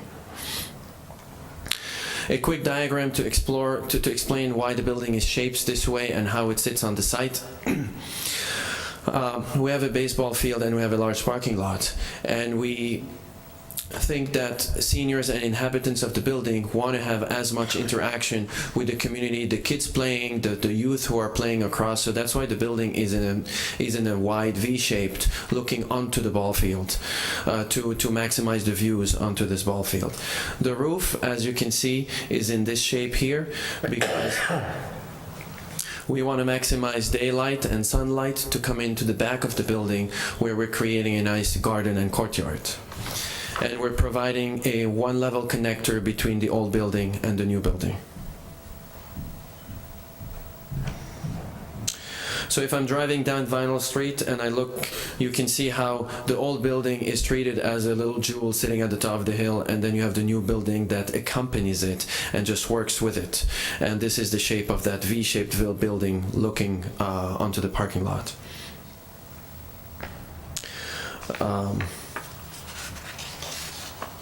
Next one. From a site perspective, we're maintaining access to the site. The main vehicular access to the site remains where it is, which is off Vinyl Street into a parking lot that will be resurfaced, planted, reorganized, with accessible walkways and trees to provide shade for parking for cars. And then the main entrance of the building sits here. The new building almost sits at the footprint of the later addition of the building. We wanted to minimize disruption on site, cut trees as little as possible, and excavate as little as possible. So level 1 entrance on that area, and as you can see, the view towards the ball field. This is the one-level connector between the old and the new, and that's the old building here. There is a possibility, or there's a desire to maximize parking on this site as well.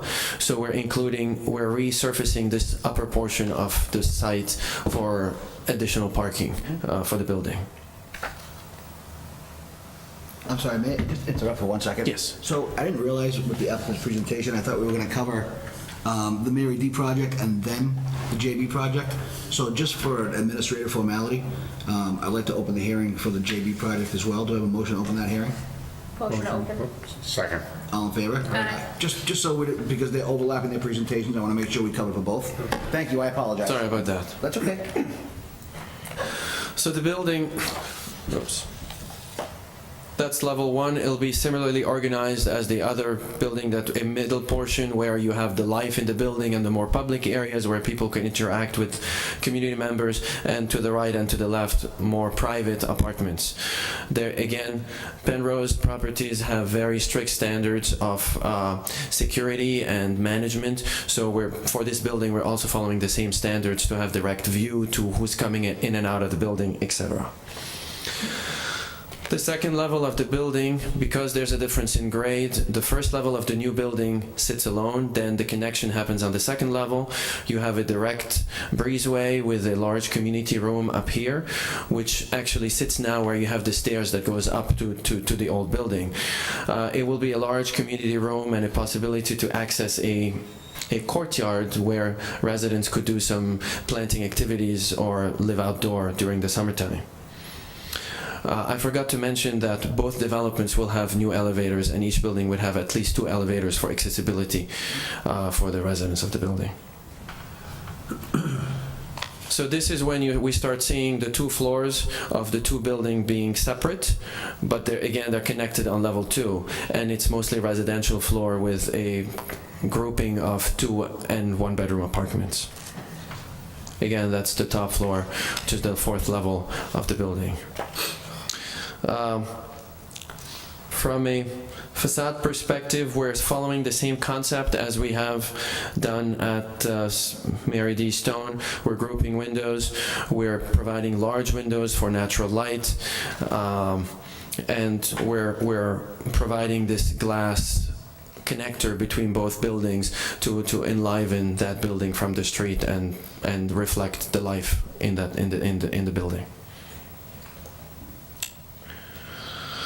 That's a view looking at how the 2 buildings would be connected with that breezeway. And I think this will be the end of the overall presentation. The numbers for the Julia Bancroft, the overall construction is 73,000 square feet. We have 61 units, 54 1-bedrooms and 7 2-bedrooms. The same range of affordability between 30 and 60% AMI. We have 50 units that will be affordable and 11 units that will be market rate.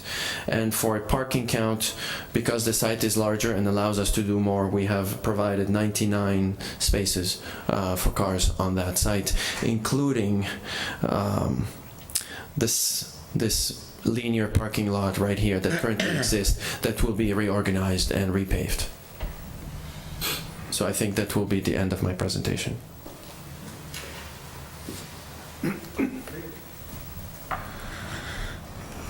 Thank you. So whatever the board prefers now, we can go through questions. I did mention we did get some from the abutter. We can talk about that later, now, whatever your sort of preference is. But that's the end of our formal presentation. Would you like to hear from the abutters first? Do you agree? Yes. Okay, so I'm assuming we have quite a few abutters present. So what we'll try to do is to be organized, go one at a time. You got to introduce yourself, use your full name, your address, and if you could speak clearly into the microphone. And also, just for decorum purposes, if you have to address anything from the applicant, you have to go through the chair, so we keep that conversation kind of civil. Okay? Yes, sir? Yes, absolutely. Go right ahead up. Introduce yourself, give me your name and address, and... I'm Dr. RJ Skaza. I reside, residential owner at 11 Church Street, directly across from Mary D. Stone. Mr. Chairman, members of the board, Attorney Roach, good evening. As you may imagine, I have many concerns about this project. Being a homeowner who lives within 25 yards of the project, and looking at the schematic design of the project and the magnitude of the project, it's just overwhelming to see what is potentially going to be happening very soon in this neighborhood. Mary D. Stone School, as I still hear it referred to as, was nearly a century old, and this community and this neighborhood had that school as part of its community for many years. And I refer to not just the school itself, but the playground, the fields that are used for youth soccer and so on and so forth. So one of my concerns, I have 2 main concerns that I'd like to address tonight, and then I'll open it up to the board for response. But the first one is the amount of parking that will be necessary to accommodate such a large facility as such. And I know, just living here so long, that there is not a lot of room behind Mary D. Stone until you get to the basketball hoop and the playground with the fire truck and the slide and the mulch. I just don't see how it's feasible to have all that parking there in conjunction with Town Hall. And I heard the architect refer to this facility as something that will have a community offering to it and be open late at night. I just don't feel that there's going to be enough parking in the rear of this facility. So that's one concern I have, just the integrity of the playground and the field itself, and then how that would mesh with the town hall. I'll backtrack a little bit. I was very much vocal when it came to the proposal of this project to have that turn into town hall offices or some type of recreation center that would be only open during the day, but here we are now. So that's number one, the amount of space behind that would be used for parking. I just don't see it feasible. And I heard the architect mention that there would be access in the front of Mary D. Stone School, or now I guess what we're going to call the apartment complex, for residents to come in and out, for taxi cabs to drop off, or maybe ambulances to access that. As an entry point, there is church on Sundays, there are Boy Scouts, there are a variety of activities that the church is used for, and just being a resident for the past 15 years, I can tell you that the traffic there already, and I listened to the other presentation and the board refute some of the traffic concerns regarding another project, but the traffic concerns that could potentially happen at the front of Mary D. Stone School on Church Street would just be insane as far as I'm concerned. So I think that's something that definitely needs to be looked into, of whether or not there are safety concerns in the front of the building. I appreciate the in maintaining the facade and the historical integrity of the building itself in the front, but I just don't see that as a potential entrance and exit point for that facility. It just doesn't seem feasible to me. With that being said, I just have one last thing I'd like to say, and then I'll conclude. It's that I am a principal in a school district in a city in the Worcester County, and we've recently had an increased enrollment, an influx of immigrants and other members come into the community, and what's happened is our schools are bursting at the seams, in my school district anyway. So I was just wondering if the board has considered whether or not, if that were to happen in Auburn, where would you have that overflow go to accommodate another school? And I always hoped and prayed that it may be Mary D. Stone School. I know that there's a lot that would be costly in the renovation of that, but it's my last plea to potentially have that considered as something that could potentially still be a school. Thank you. Thank you. Thank you very much for being here. Yes, sir?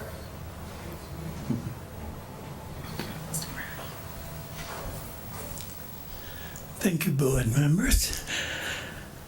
I was born in abutter to the property in 1936. That's the Mary D. property, and I have, except for the years I spent in college in Providence, I have been in abutter, I guess, almost all my life since then.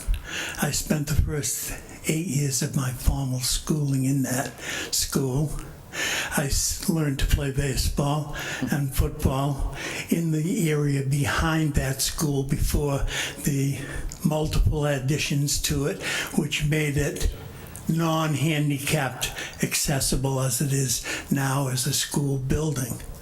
I spent 43 of my years teaching in this town, and a year as an interim superintendent, and several years on the school committee. So I have an interest in schools and a pretty good knowledge of both of those two buildings and of the uses that those properties have gone through in history. Now, if anyone is nostalgic, I guess I would be nostalgic, but I'm not. So maintaining the integrity, the architectural integrity of the buildings doesn't cut a whole lot of beans with me. I'm not going to bleed whether they look like something different or whether you've maintained what they were since the early 1923, 1926, when the two buildings were built. I'm disappointed that when I look at that plan, I see very little for the young people in this community. People like me who are well over 55 stand to benefit from reduced cost housing. That, would be a selling point to me. But getting rid of all the land out here is not a selling point. It's a very disappointing point. It's very disappointing to me to look at the sketches and to know that there are few enough trees on those two properties today, but to see only the stylized little drawings of trees squeezed in between the sections of the buildings. As I say, housing is necessary, and Auburn needs housing. But Auburn's a small community. By small, I mean small in area. So you get, and I'm sorry if I'm going too far afield here, but you get people who come in here looking for variances for properties that are too small really to hold what you're going to have, what they're proposing to use them for. You've used as much of these properties as you can for your businesses, and that's your business. And I know that, that's where your money lies. But the people who have lived in this town for over 80 years, as I have, I want to leave. I guess I want to leave something behind more than the bricks of the buildings where I went to school. I want to see us leave something for the children of this community.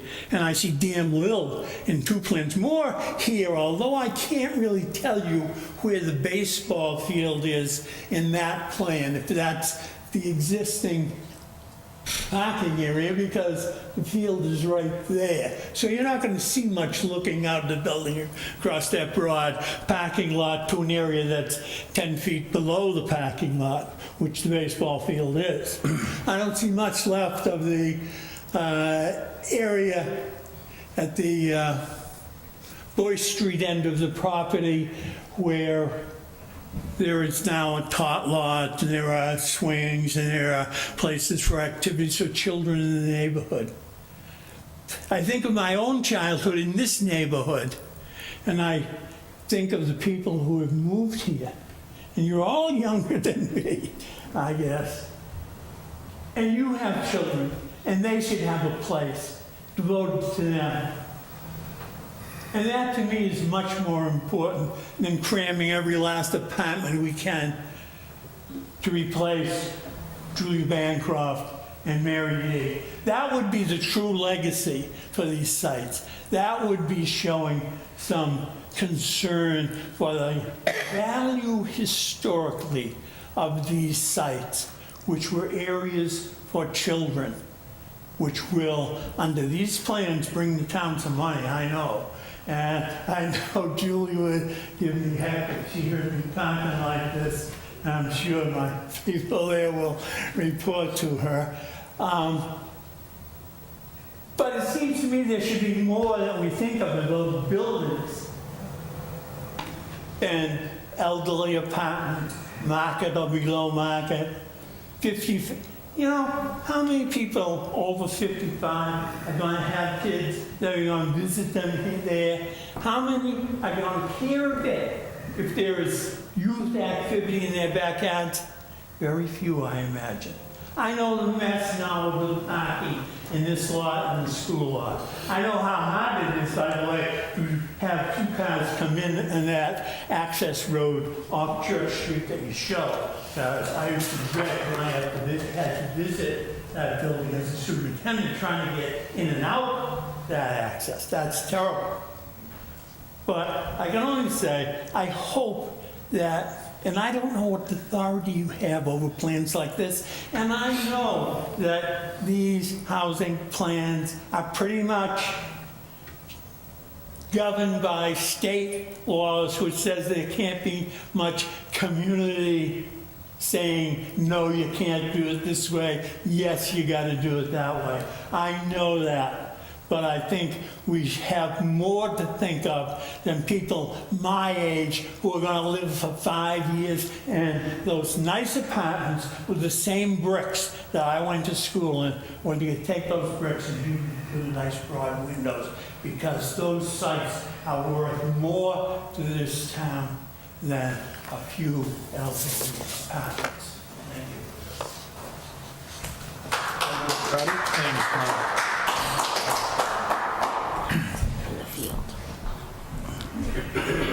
Chairman, members of the board, my name is Neil Chauvin. I'm an abutter at 4 Arrowhead Avenue. My family and I have lived in this town for 3 years now. We have the old Healy residence right here, and we love Auburn. One of the attractive aspects of coming here was the property itself, with a beautiful school behind our home.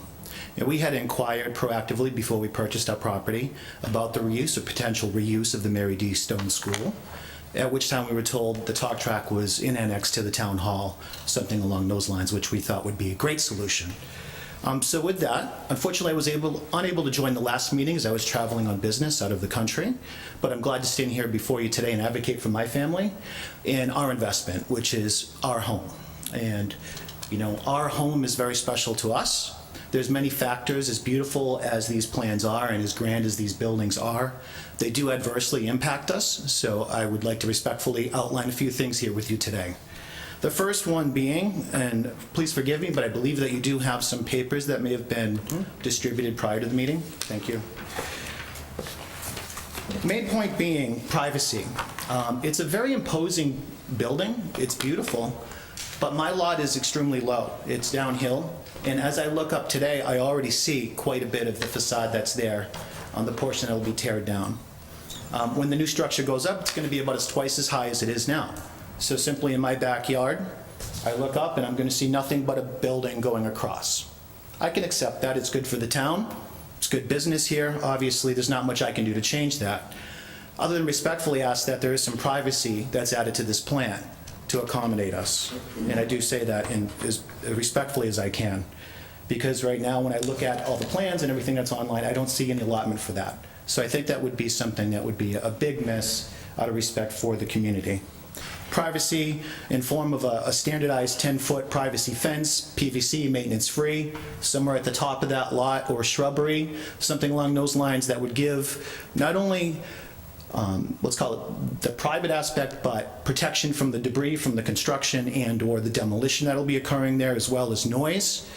And we saw already the expanded parking design, and that is right behind my home. So the headlights and what have you that would be coming in, parking at those spaces for the visitation at night, I would expect those lights would be shining right into my home. So that's why I don't want to understate privacy as a concern. The second item I'd like to bring to your attention is around drainage.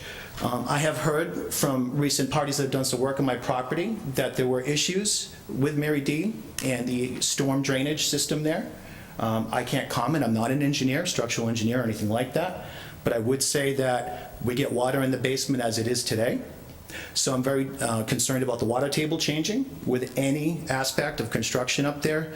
So I would like due diligence for Penrose to take a look thoroughly at the property line and what's happening there with the catch basins and the sewerage, of course, understanding they're complete professionals, but at the same time I need to advocate for the fact that the situation with our property and where we lie as abutters, we're downstream from everything. And the only thing separating us is a stone wall that's probably a few hundred years old and a chain link fence. It's not beautiful to look at today, but it is what it is. I don't think 200 years ago, or maybe 20 years ago when the chain link fence was installed, that we anticipated the extent of this project. I can't tell you that the new building could be supported structurally by the wall that's there today. Okay, I would guess not. I would really like somebody to look into that and proactively make sure that this project can actually be put forth in this area with all the expectations that are put here today. What I'm saying is the structural integrity of that wall needs to be revisited. I don't believe it was designed with anything like this in mind. It's just loose stone. What I would propose is to have Penrose take a look at that and provide for some type of a retaining wall that's specified there within the handout. Something along those lines that makes sure that my family is protected, the stone wall's not going to come down for any reason during construction or thereafter, and that there's no rainwater or runoff that's going to impact the property value in my home. Again, I want to start by, or finish, I should say, by saying I'm open to the project. I realize that this is good for the community and it's good business. But again, as a resident, I do have to raise these concerns and ask for a little bit of help and some accommodations here. Thank you very much. Thank you very much. Anyone else? Yes, sir?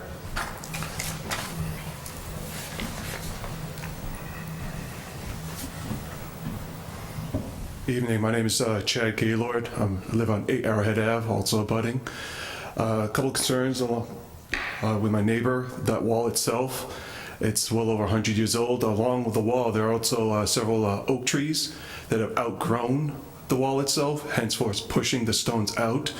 I know there's at least one that is adjacent to my property, and it is tall enough to, I believe, that it could actually impact my home if it was to fall over. So that should be addressed if need be. Another thing also, they say this is going to be a 55 and over community. What guarantees are there to the community that 10 years down the road, even 5 years down the road, that they change their mind?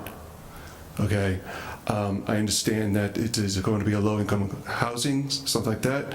What's the criteria or the application process for someone to come and purchase or rent a property there? My wife and I have moved here originally when the school was in session. It was an absolute awesome selling point for us. As I would joke to my wife, I just throw the kids up over the wall and they're in school. It was highly disappointing to us that the school was shut down.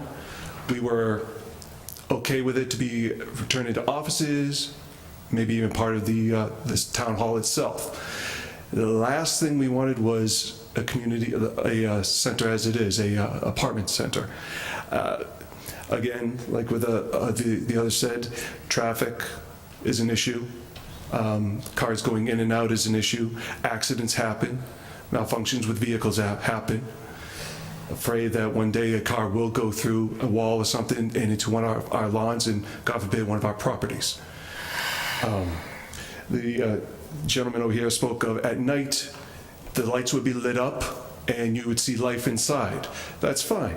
But the problem is, at night, we would also see the lights. Because at this point, Mary D stands over all the buildings on Arrowhead, and all that light radiation would come into our own homes. Okay? At night, we like to have our windows open, see the neighborhood as it is. Okay? At this point, it'd probably be looking like daylight to us. So now we have to make accommodations in our own homes to sleep, like by purchasing heavier shades and stuff like that. These are things that are concerning to us. Okay, along with noise and now added traffic going to and fro. All right, I would ask the council just to take these things into consideration. Thank you. Thank you. Anyone else?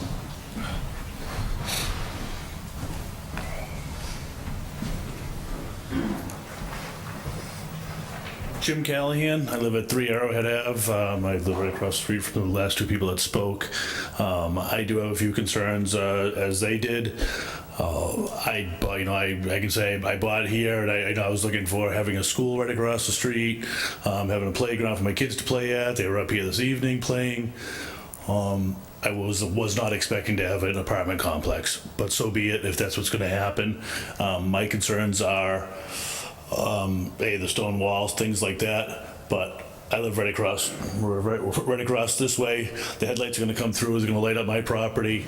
As Chad said, the nightlife here that they had spoke of, that it'll be a brilliant light and that you see all the activity inside. Again, I'm going to see all that activity from my living room when I'm watching TV. That's not what I was expecting to ever happen in my backyard or in my front yard. So I do have concerns there. And the other concern I have is the water runoff here. Some of the neighbors have had problems with water. I've seen water come out of here during high rainstorms. We have water pouring out off the backside of the property coming out onto Arrowhead Ave. Throughout the winter, the entire road out there ripples, get freeze and thaw patterns. The road's always lifting. If you look at all the sidewalks going down Arrowhead from Church Street down past 9 and 11 Arrowhead, the sidewalks get washed away every winter from the water runoff from this property.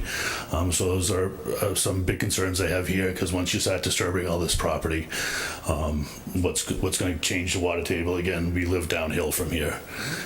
So I hope that we can address getting some privacy issues taken care of by putting large trees that are going to grow quickly, by reinforcing that wall, and taking care of any type of water issues. Thank you. Thank you. Anyone else? Yeah.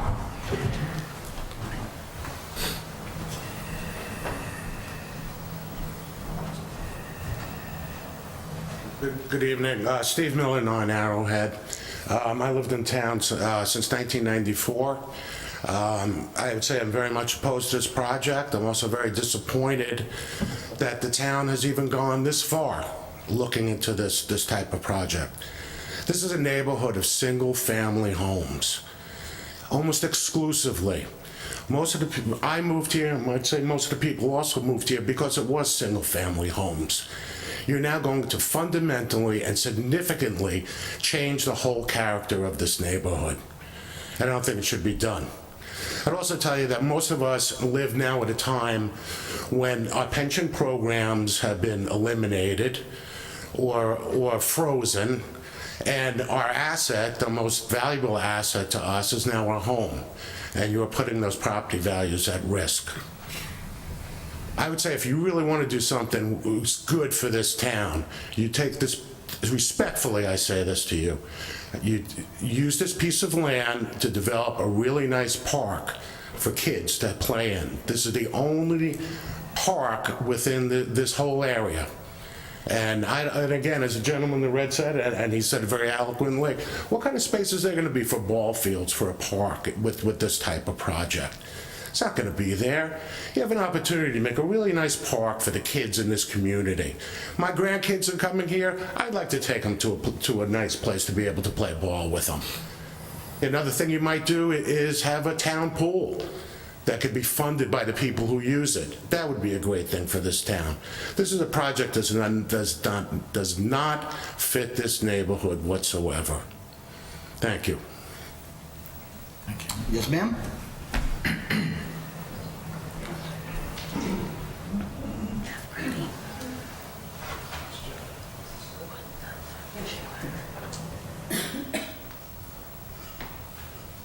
Now we'll hope it doesn't fall over. I'd like to have you, Bob, if you can, explain to us how much there is the town can do about a project like this. I understand, if I'm not mistaken, it's under 40B of the state laws. That's correct. So they come here, and I'm not sure if people understand there is not a lot of restrictions. Or maybe I'm wrong. Maybe there are a lot of restrictions you can put on it. So would you explain to us if there is or not? Sure. And at what point the state might take over? So, without getting too far into it, when the schools closed a couple of years ago, the town actually created a redevelopment and reuse committee. Lasted about 18 months. That was public knowledge, everything took place. I was actually a member of that committee, but because of requirements on other boards, I had to resign from it. So there was a lot of thought from people that have been in this community for many years on how to reuse these buildings. And it was all public information, public knowledge. So with 40B, it's a state mandate. I'm not a fan of it. I don't think many people are a fan of it. But basically, how 40B works is that it is mixed, not mixed use development, but it's low income, moderate income, and market income housing. The state mandates it. We are required to have 10%, I believe it is, of our housing available, and that's required by the state. Personally, I looked into this company quite a bit. We can do two things. We can do what they call a friendly 40B, which I believe firmly that this company is doing very well, which means they come in, they listen to our concerns, they talk about it, they do modification of the plans, they try to work with the neighborhood, the town, extensively, or they can do what they call a hostile 40B, which means if we do not cooperate with them and we do not meet you know, sort of halfway, I guess, if you will, they can just basically come in and say, well, this is what we are doing now, and because they are mandated by the state, we really have no control over it. Penrose has been more than accommodating in terms of the plans. They've listened to a lot of concerns. They've held public hearings. The charrettes, as they refer to them, they've actually modified some of their plans based on the concerns. So this has been several years in the making. And I think that, unfortunately, this is something that we really don't have a lot of control over, but I honestly think, and I'm not going to try to influence the members of the board or the audience, but I personally would not want any other firm managing these projects than the current one that is handling them. Because I've looked at some of their properties. As they mentioned, they own several. I did some research on them, and they are an absolutely outstanding organization to handle this situation. So, with that being said, that's how 40B works. I mean, we have to work with them, or we can end up something we don't want altogether. So when I hear some of you say, you people are doing this or you people are doing that, we're here to interpret the laws that provide to us from the state and the town bylaws. We can't just arbitrarily make a decision for or against. We have to, present and decide based on what we have in front of us. Mr. Benoit.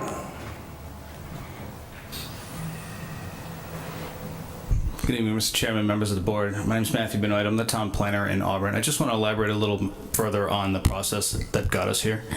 So as you mentioned, this elementary school reuse and disposition advisory group was approximately an 18-month process.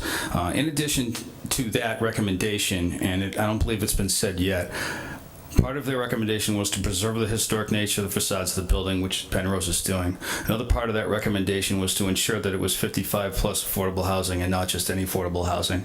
That was a firm recommendation based on feedback we received from the Auburn Housing Authority, knowing that there's over 200 people on their waiting list, and some people have waited up to half a decade just for residency.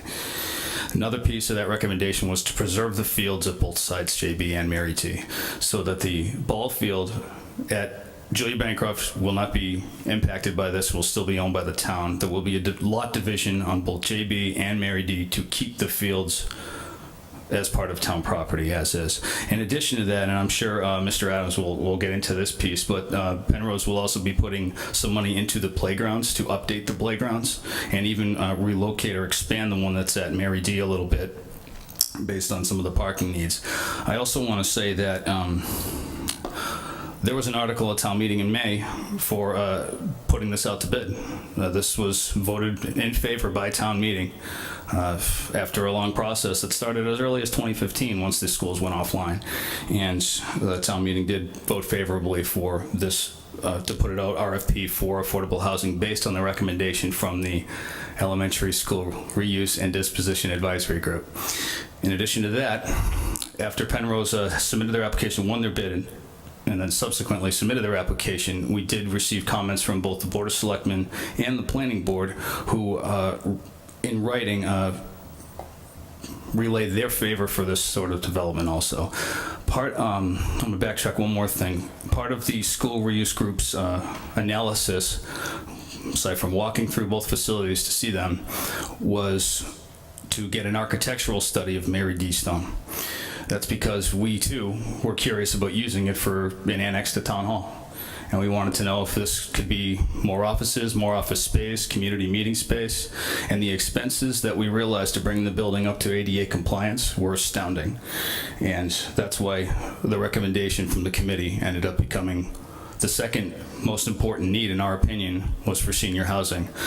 As Mr. Tatro pointed out with the Mass 40B laws, towns in Massachusetts, cities and towns, need to have a 10% affordable housing inventory. That's 10% of your total inventory of housing, single family, etc. Right now, Auburn stands at about 3.6%. What we would need to cover the 10% in theory, and this is based on there not being any more single family houses built over a course of time, because the number constantly evolves, we'd need approximately 450 units to meet 10%. The projects here in front of us now are roughly a little over 100, about 110 units. And we still have a long way to go. Now keep in mind, as you mentioned, with 40B, projects 40B in nature can come up anywhere in town. Now, when we went out for bid for this, we saw these as good opportunities based on some of the other things that I've mentioned. So keep that in mind when 40B housing could come up. People could bid on sites in the middle of Drury Square. They could bid on sites anywhere. So the town supports this by the Board of Selectmen, town meeting, the school reuse group, the planning board, all over a course of approximately 3 years. So if there's any other questions about the process and how that, I am here to answer those if you need me, Mr. Chairman. Thank you. Thank you very much, Mr. Benoit. Thanks, Matt. I have a question. Yes. I was at a meeting, I think it was... Hold on. Can you just address it through the microphone so the folks at home can hear you? Speak now.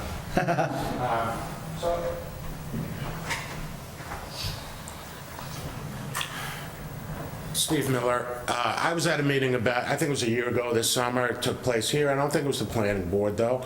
And it was about what to do with Mary D. Stone. And there was overwhelming opposition to any kind of commercial project being done with that school and with that land. So what happened with all the feedback that was given back from that meeting? What happened to all of that? I mean, that I couldn't answer. Everyone here was adamantly against the project. I mean, did that count for anything? I mean, it certainly does, but honestly, I don't have the minutes of those meetings in front of me. I don't know what was said at those meetings, so I really can't speak to those. But, you know, keep in mind the town puts these properties out to bid. They were the sole bidder on the property as well. So, I mean, there was nobody there to... So I don't doubt the integrity of this company. I don't know anything about them. I'll take your word for it, what a great, wonderful company they are. But why does it have to be here? Well, why can't it be somewhere else? And my understanding, the state law is that this company can come in and just say, we're building here, and you have nothing to say about it? That's correct. Is there any state representatives that we should be contacting? I mean, you can certainly try to do that, but I doubt that by the time this project goes through that you'll be able to repeal a 40B law. I mean, it's been on the books for many years. It's designed to ensure that people can afford to live and maintain their lifestyle in the towns they grew up in. Yeah, I'm not opposed to that. I'm just opposed to where it is, that's all. You know, and there's plenty of open land in Auburn, plenty of it.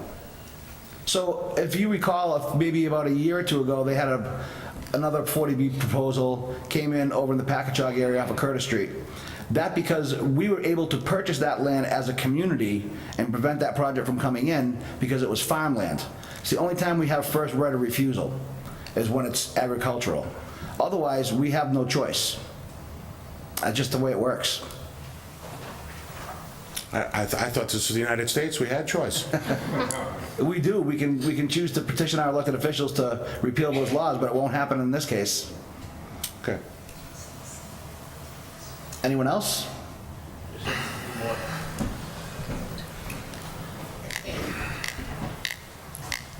Jim Callahan. I know they had said you had 57 different apartments going in over there, but we only have 47 parking spaces. When they're done, I'll have them come up. They're going to address each your concerns individually. Yeah. I'm sorry? So when you're finished, we're going to have them come back up. They're going to address all your concerns individually. Okay. So I was just, my concern is, and the math doesn't make sense to me, that if you get 55 people living in a building and you only have 47 parking spots, never mind the staff that's going to be coming in here, having a community center, or having other people from the town hall, having a walkway connecting from here to there, it doesn't quite make sense. We're going to have not even half the spots that we would need. So, thank you.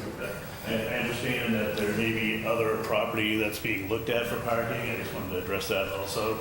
That's adjoining. That also concerns me because that's right across the street from my house. I'm not looking for a parking lot there either. Okay. Last one, because you've all had the opportunity to speak twice. I'd like to have some of the rebuttals, please. I appreciate that, Mr. Chairman. I just wanted to mention that I was part of the town hall meetings when you had the reuse community offerings, that forum open, and I just wanted to echo again that there was, in my opinion, an astounding refute to do anything with that parcel other than turn it into town hall offices, but I just felt the need to say that. Aside from that, being involved in a building project now in the community I work in, there was a very involved feasibility study that was done to look at the wetlands, the topography, traffic analysis, polling the community members. It took months to do that. I'm just wondering what the feasibility study process was of this project before it went to schematic design. Okay, I can't answer that question for you. If you want to inquire at the town hall during the day, you could probably find out some of that information, or Caleb, could you expand on that maybe? Through the chair, I would just suggest this project, like most other projects, would have to go through peer review, and they would look at traffic studies and environmental studies and all of that. That would all be part of, if this goes to a vote this evening, I mean, any conditions that we put on it, or whatever requirements there are, that's what would be the next step. This is really the first step. So once if they get through this particular board, then that kind of begins after this. Well, I only mention it now just because... Site plan review? No, through the chair, there'd be no site plan review, so everything would be in front of this board. Okay, so... all right. So it would have to go for peer review prior to the board taking a vote. Okay, thank you. Well, point of clarification. And if I may, I only mention it because the feasibility study that was done unearthed a variety of different reasons why we couldn't build a new school on a half dozen proposed plots. So I would just venture a guess that if we were to do a feasibility study with a traffic analysis and so on and so forth for this specific project, there would be a variety of concerns and possible issues that would come up to make it not feasible. Okay, thank you. If you'd like to return, please.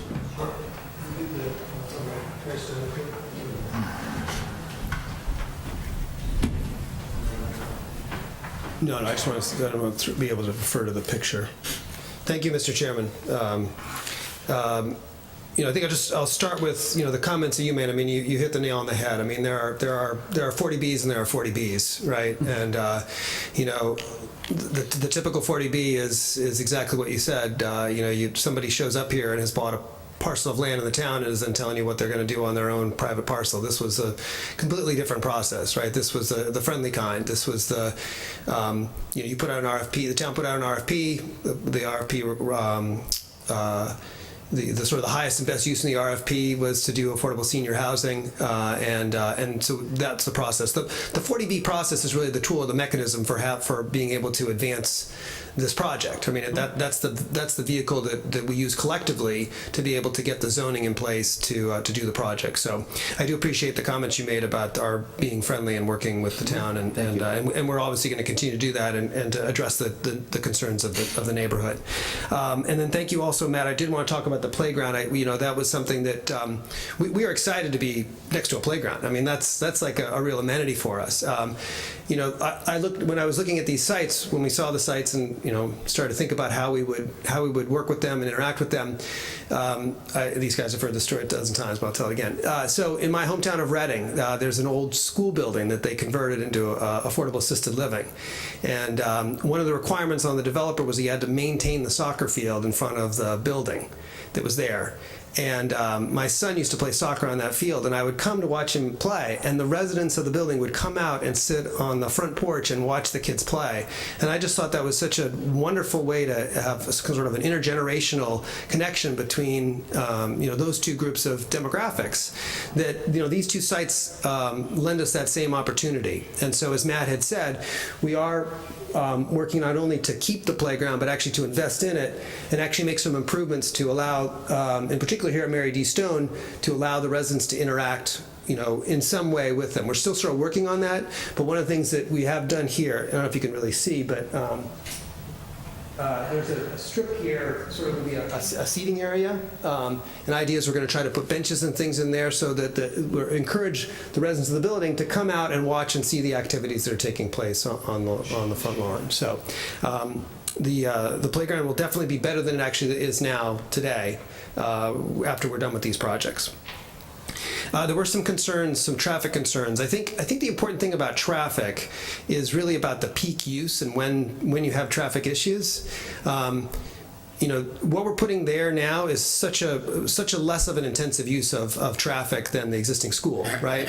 So, I understand that when Mary D. Stone, when kids were being dropped off, it was basically gridlock around the facility, the building. This is going to be senior housing, 55 plus. Not everyone actually will have a car, and they won't be driving at different hours, right? The traffic patterns will be done, and we're happy to do a traffic analysis for the board if that's requested. But I'm quite confident that the analysis will show that it's a much less intensive use of traffic and impediments to the traffic and parking than there would be with a school. One of the one of the things we've also tried to do, I know there was some concern about taking away too much of the land. What we've tried to do, or particularly at Julie Bancroft, is to basically replicate the existing footprint. So if you actually could see the drawings, you actually see that the part we're taking down, we're almost basically putting back the building in the same location where it is now. So we've really tried to be sensitive to that. Both these projects have lots of asphalt, right, where there's not the parking ground, and so we're actually going to be putting some of the green areas back. As you can see, there's grass and areas and things and trees, landscaping around the building. So we think the grounds will be improved rather than taking away all the trees and things like that. One of the concerns was about damage to neighbors' properties during construction. That's on us. So we're responsible if we break it, we buy it, right? So during the course of construction, if we're damaging any of the neighbors' walls or trees like that, then that's something that we would have to address and we would definitely take care of. In terms of noise and things like that, we can look into some options on putting up some fences or some screening on that side of the property. If it's helpful, we'll take a look at that and see if we can make that work to accommodate the residents. On the parking, the way the parking has been designed, though, also there was some concern about lights being shown, from the building into that. We've angled the parking, and Philippe could get into this, but if you actually look, the parking spaces are facing the building, so that there won't be lights flashing into the abutting properties when they're parked at the building. The concern about 55 plus and will it really be 55 and all that. This because we are seeking state resources for the funding, this will be very, very heavily regulated and restricted. So there'll be lots of people watching this. We'll be watching this because we're going to sign. We're responsible for this development. So we provide the development guarantee. We provide the operation guarantee. We're on the hook for a lot of money if it goes south. And so it's on us to make sure that we maintain all the requirements and the restrictions that we've committed to, both to you as a board, both to in response to the RFP, and as well as any state additional requirements that are put on it. So, not to get too much into the weeds, but one of the programs that you use for these projects is a program called the Low Income Housing Tax Credit, and that's a tax credit that's basically provided by the federal government, and we have to sell it to an investor, and the investor wants to maintain their investment, so they're watching us to make sure that we do what we said we would do with respect to maintaining the levels of affordability in the project, and if we violate them, then it violates their investment, and that's not something we want to do. We're going to be responsible for this development. We're going to own and manage it, and we have a response. We have a responsibility to maintain it in good working order for the duration and life of the property. I did want to comment a little bit on the mixed income nature. So it's not just 100% affordable. I'm not sure that came across, right? There'll be about anywhere between 8 to 12 units on each property, which will be what we call unrestricted. So one of the things that's nice about being able to do these projects is that it's going to be available to basically everyone, right? So everyone of income means would have the opportunity to live here. Oh, I'm sorry. Anyone who's 55 plus would have the opportunity to live here, right? Not just anyone. Yes. I'm trying to look through my notes. There was a reference about geotech and borings. We've actually just recently completed a geotech study. So that's on us as well as part of our due diligence to make sure that the building we're building, can be supported by the ground, right? So we're in the process, actually, in our due diligence of going through that now and doing that testing, making sure that it's that we provide the right structure to support the units. There's also the question about drainage. I can make some general comments about drainage if we want to get more into the details. That's Chelsea's here to talk about that. But just as a general principle, you know, we're going to be improving the overall drainage of the property, right?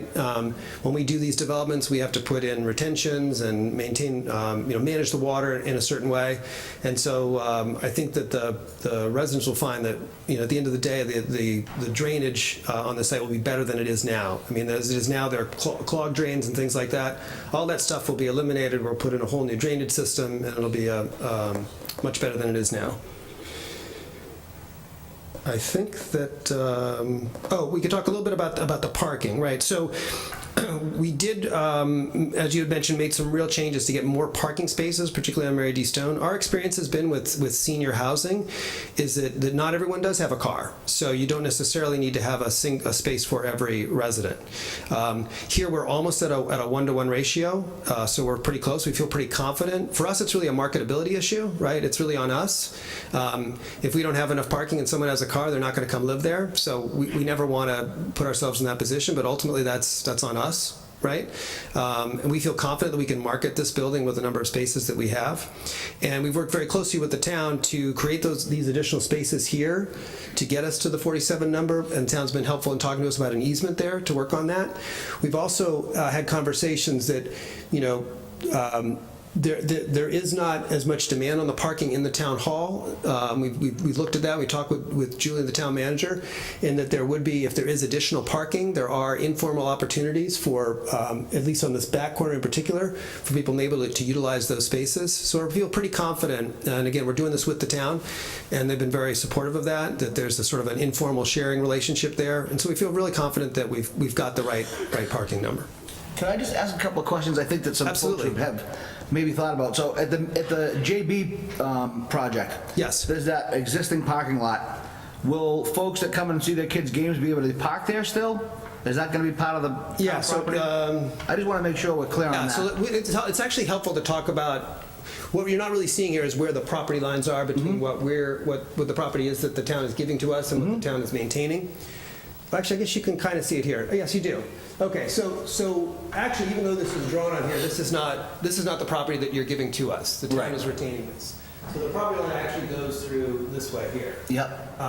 What we've done, and again, this is all coming back to the idea that we don't want to have two separate properties. We want them to function together, right? We think there's real benefits to that for both the town and for our development, and you know, with the intergenerational uses and all that.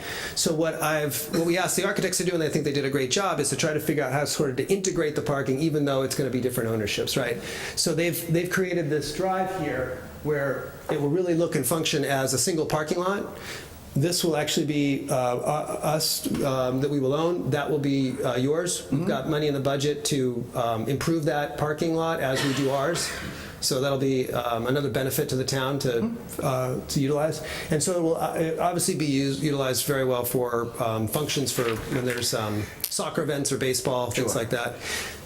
Continuing on that theme here on the uses of the playground, we've also contacted, and I'm going to draw a blank on her name, but I believe she also works for the town. She runs a softball program here. So we've had some initial conversations with her to start to think about, ways we might be able to think about, programming and working with the softball players and the elderly. We haven't quite figured out exactly how we're going to do that, but that's something we're, thinking about and talking to her about. And again, trying this whole theme of trying to figure out how we can bring the two uses kind of together. Sure. Now, I think one other thing that maybe the folks might find interesting, so explain is it renting, leasing, purchasing? How does that work? Sure, yeah, sorry, I should take that for granted. So it'll all be rental, which will mean people will lease their unit and they'll have a monthly rent. And the rents will be set based on certain affordability levels that are set by the state. So a certain percentage of units will be required to be affordable for folks that are below what they call 30% of the area median income, right? So this jurisdiction has a published rate by the federal government that's 100% of the area median income, and then you take 30% of that. So we take that, and there's the rent you can charge at that level is the equivalent of what someone who's paying 30% of their income for rent would be, right? And so that's the rent that it's set at. And so to qualify for those units, you have to prove that your income is 30% or below, and you have to be able to afford that rent. And then within that rent structure, the residents are also given a utility allowance. So that's included in the 30% of rent. So how we set up the utility structure, if a resident is responsible for their lights and electricity, they'd get what they call an allowance for that. So we would figure out what 30% of their income is, or what that rent is at 30%. We deduct that amount, and then they'd be responsible for the difference. Okay. So the concept is between the utilities you pay and the rent you pay, you should never have to pay, or it shouldn't be a number that's set at more than 30% of income for that income band. Okay. We'll also then have units at, the majority of the units will be at 60% of AMI. That's what this tax credit program goes up to. And then, of course, the balance of units will be unrestricted, set at any rate. Okay. Thank you. I think we've heard a lot from the abutters, and also, Mr. Cussy, do you have any questions at all? No, my main concern would be the drainage, which you're going to cover. Do you want to? You want to go a little bit deeper dive on that? We're happy to, if that's helpful to you. Yeah, why don't? Okay. Just because that was a big concern with the abutters in the wall, just. Understandably. Hi, I'm Chelsea Christensen from Niche Engineering, civil engineer. We've done an analysis of both schools. Most of the comments have been on the Stone School. That site in particular, we've heard of the history of water running off the site onto the abutting property, and the town has installed a curb on the property to block the water from running off and flooding the neighbors. We are absolutely keeping that curb or replacing that curb, making sure we're not sending any water off the site in that direction. In addition to that, we'll be putting all new catch basins in, collecting water from the newly paved surface, treating it through water quality structures to remove contaminants. There are currently no water quality features on the site. And so we'll be removing contaminants before we let anything leave the site. In addition, we'll be taking the runoff from the building roof, which is considered clean water, and putting it into the ground to allow that to infiltrate clean water into the aquifer. I know there were some concerns that I heard about raising groundwater levels. The recharge systems that we design do not raise groundwater levels across very large areas. There's a mounting analysis that we can do as part of the peer review if requested to show exactly how far groundwater gets raised when you put water in the ground, and it doesn't extend more than 10 or 15 feet outside the footprint of the area. So raising the groundwater is not really feasible with the size structures that we're putting in the ground. The intent is actually to mimic the water that goes into the ground now to mitigate the new pavement that we're putting on the site, so we're not letting anything run off faster. All the water that goes into the ground now will go into the ground again, except it'll be cleaner now. So. Thank you.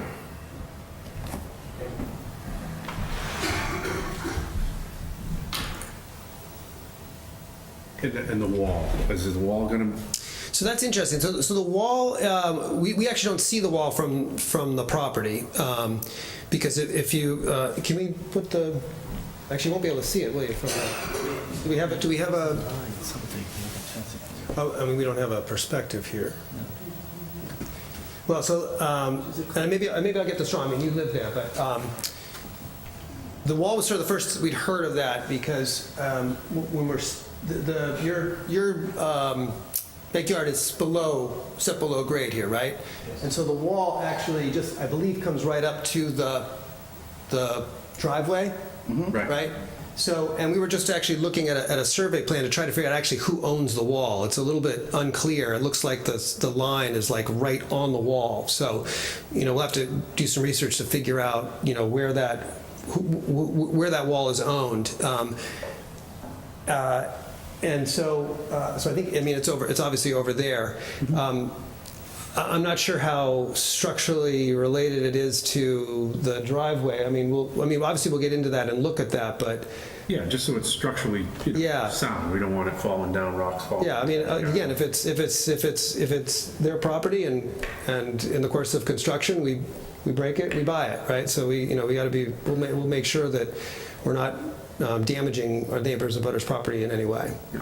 Or maybe a poured wall, What's that? Maybe a poured wall or something to, you know. Well, I guess we have to get in and look and, yeah, we have to get in and actually see what is it doing? Is it actually something structural? Is it actually something that's part of this property? Is it this property? Is it their property? Is it their, you know, we don't actually know anything about it. I mean, this is the first we've actually heard of it because we've never seen it because we're standing on it, right? Right, so maybe you can go in their backyard. Yeah, we'll go and we'll meet with them and we'll look at the survey and we'll figure out if it's something that needs to be addressed and dealt with.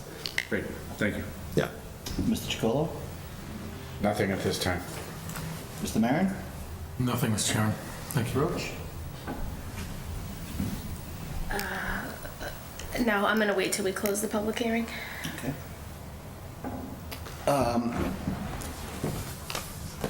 I mean, I think we've heard a lot of interesting conversation about this particular project tonight. I know they've heard your concerns. Obviously, I think they have an intention of addressing them. I think the appropriate course of action here would be to do the stormwater management peer review. And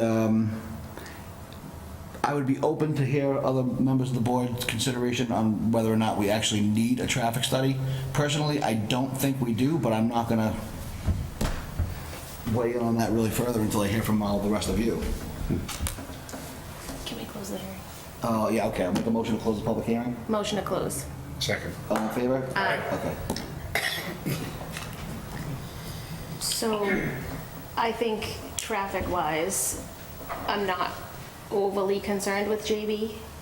I think that has better access point. I would maybe like to see a second exit from that parking lot that the town's gonna retain, because once the fields are full and everybody's going in and out, but I'm no traffic expert, so that's for them. Is a second exit from here?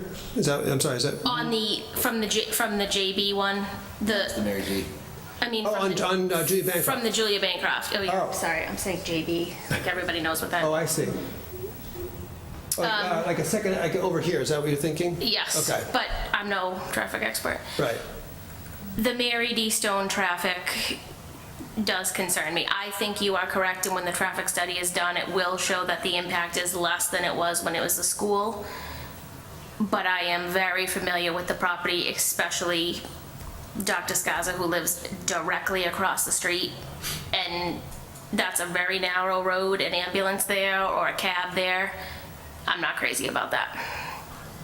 But I think that one has a little bit more of a traffic concern, so I definitely would want to see a traffic survey. I think it would be, for the abutters, I think it's something that they feel strongly about. So that would be my recommendation, that it go out for a traffic, at least for the Mary D. Okay. Yeah, definitely Mary D is more of a concern, definitely. Yeah, I think so.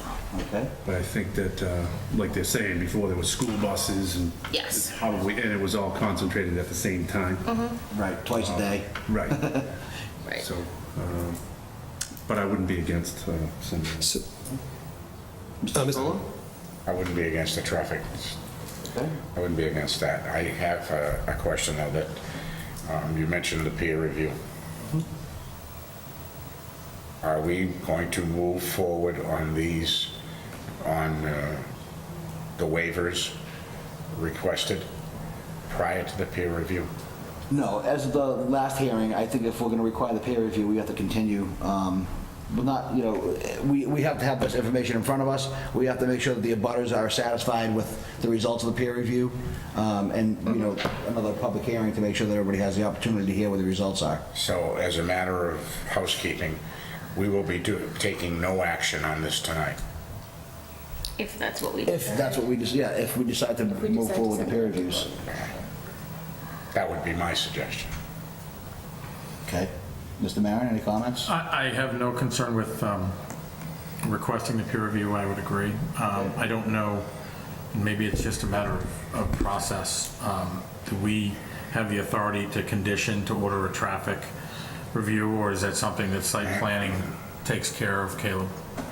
No, there's no site plan review of this. The comprehensive permit is in front of the zoning board, so the zoning board is the authority. Zoning board has the authority to request peer review, and whatever that you want looked at during that peer review, you can Thank you request. for that clarification, because it's a 40B. And just to clarify, to the chair, if if the board decided to request a continuance, the hearing would remain open. Right. It wouldn't be Public closed. comment. Right. Yeah, so thank you very much for that. So with that in hand, I think that it sounds like we're all in agreement that we would move forward with a peer review, and secondarily, but equally important, the traffic. I would agree. I think the one is more concerning here versus worrying about traffic on the other end. Although I think Ms. Roach makes an excellent point on another point of egress on that parking area. And given that we're the authority on that, I wonder if we could circle that in. I don't see why not. So I guess the hearing is closed, so that means we can't take any more comment, but I definitely do want to say that obviously there's a lot of abutters here, and we all live in this town, but I've lived in this town almost my whole life. We can understand why it's not something that everyone is thrilled about, but the alternatives, I can guarantee you would be less thrilled about. And our hands are sort of tied. So from our perspective, we want to address your concerns, but we can only push it so far before what we want is taken out of what's going to go there. I also personally wanted to see an office, love to see a pool. All of those things are absolutely out of the feasibility. That's not going to happen. But we do appreciate everyone coming out and voicing their opinions. We only can do so much, and it will remain open for you guys to continue to come to, but I just did want to address the butters specifically because you do raise a lot of concerns. So, at the risk of belaboring us tonight, because it's been certainly an evening. Indeed it is. This is a marathon. But I do feel compelled. I mean, I'm not in a butter, but I'm a close neighbor to this particular community here. The 40B process has been explained, and our town planner, Mr. Benoit, I mean, thank you so much for being here tonight as he runs out of the room now. But it's a process that this board is faced with, and it's not the first time that we've had to address this type of application. It won't be the last, particularly because of the inventory that we have in town.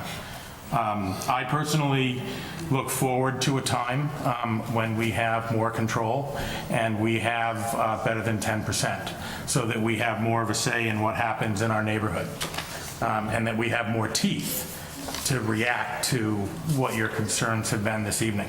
I want to thank you for coming out. This is personal time, but I think some of the comments that have been made, this is a board that doesn't react based on personal emotion, and so you need to know that. What we do is we follow the prescriptive law as we interpret it. And so this is an area of law that comes down from the state, and so our hands in many ways are tied.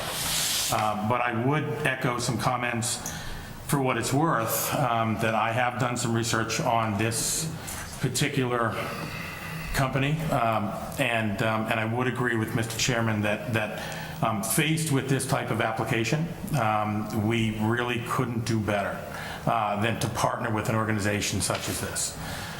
They are who they say they are, in my estimation. I know that's a little comfort to someone that's a direct abutter and is facing a wholesale change of what they expected they would be living next to. But in the process of things, I think that we have a true partner in this process for this application. And so I think I'm grateful for that. And again, I appreciate that that's probably a little comfort for those of you that are faced with some significant life changes based on your property. But thank you for coming out. Thank you, Mr. Chairman. Thank you. Okay, so do we want to open the public hearing? So through the chair, yeah, the process would be you'd have to take a vote to open the public hearing. Right. Ask the applicant if they're agreeable to a continuance to November 2nd to allow for a peer review, and then take that vote. Correct. So we have a motion to open public hearing. Motion to open. Second. All in favor? Aye. Okay. So you heard a discussion while we were in closed session here.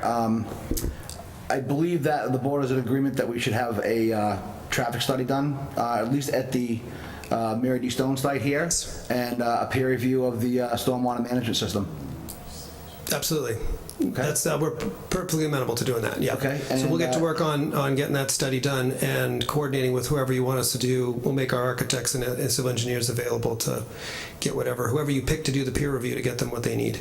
Yeah, absolutely. So I would just say contact Caleb, get in touch with him as soon as you can, and we'll move forward with these items. And yeah, I would suggest the board take a vote to continue both hearings to November 2nd. Right. Okay, so November 2nd would be our next meeting, just so you're aware. Yeah, so today's the... Actually, 2 weeks from today, it's going to be a special meeting. Right, it's going to be we had discussed the possibility of a special meeting because of this, as long as we can get it out, get it advertised, and get it done, so we're doing one November 2nd. So we can definitely come back, well, let me make sure, November 2nd, we can come back. The question would be if I can find someone to do any kind of traffic analysis by the 2nd. That's so I can come back. The question is I may not come back with a traffic analysis at that meeting, but I will put some screws to people to see what I can do to make happen. We can, take a look at things at that moment too. Yeah. Okay. Let me just check to make sure that November 2nd. Yeah. Available for November 2nd. I can't give you an answer. Okay. Only because whether I'll be scheduled to just go in for cataract surgery. Okay. And want to sleep. Yeah, and that's fine. We don't have to. Okay. So, do I have a motion for a continuance to November 2nd with a special meeting for the purpose of a traffic study at Mary D. and a stormwater management at both sites? I'll make that motion exactly as you've articulated, now that it's on the record. We won't need to repeat it. Okay. All in favor? Aye. Okay. So this would be for 2 hearings, technically, because we have Mary D. and Julia Bancroft. The next scheduled meeting will be for November 2nd. It will be a special meeting, provided everyone can get the information out, re-notify the butters. And this meeting, by law, will remain open. So if you have any comments you want to make, you can bring things directly to the town hall, and they can put them in the record for you. Okay? All right, so do I have a motion to close this particular? Whoop. No, you don't want to close. No, I meant, It remains okay. open. Yeah, okay, it's going to remain open. Okay, so this hearing is now ended, so if anybody is just here for this particular hearing, you can go ahead and take off. We're going to move on to the next one. Motion to adjourn. Not yet. We have one more. But he's not. Thank you very much. Come on. Good luck. Thank you. Thank you. I thought that was not going forward. It still has to, they wanted to introduce themselves. Thank you. Sorry. Mr. Chairman, can I suggest just maybe a 2-minute break while folks exit the room? Do I have a motion for a 5-minute recess? Motion for a 5-minute recess. Second. All in favor? Aye. Okay, 5-minute recess to clear the room.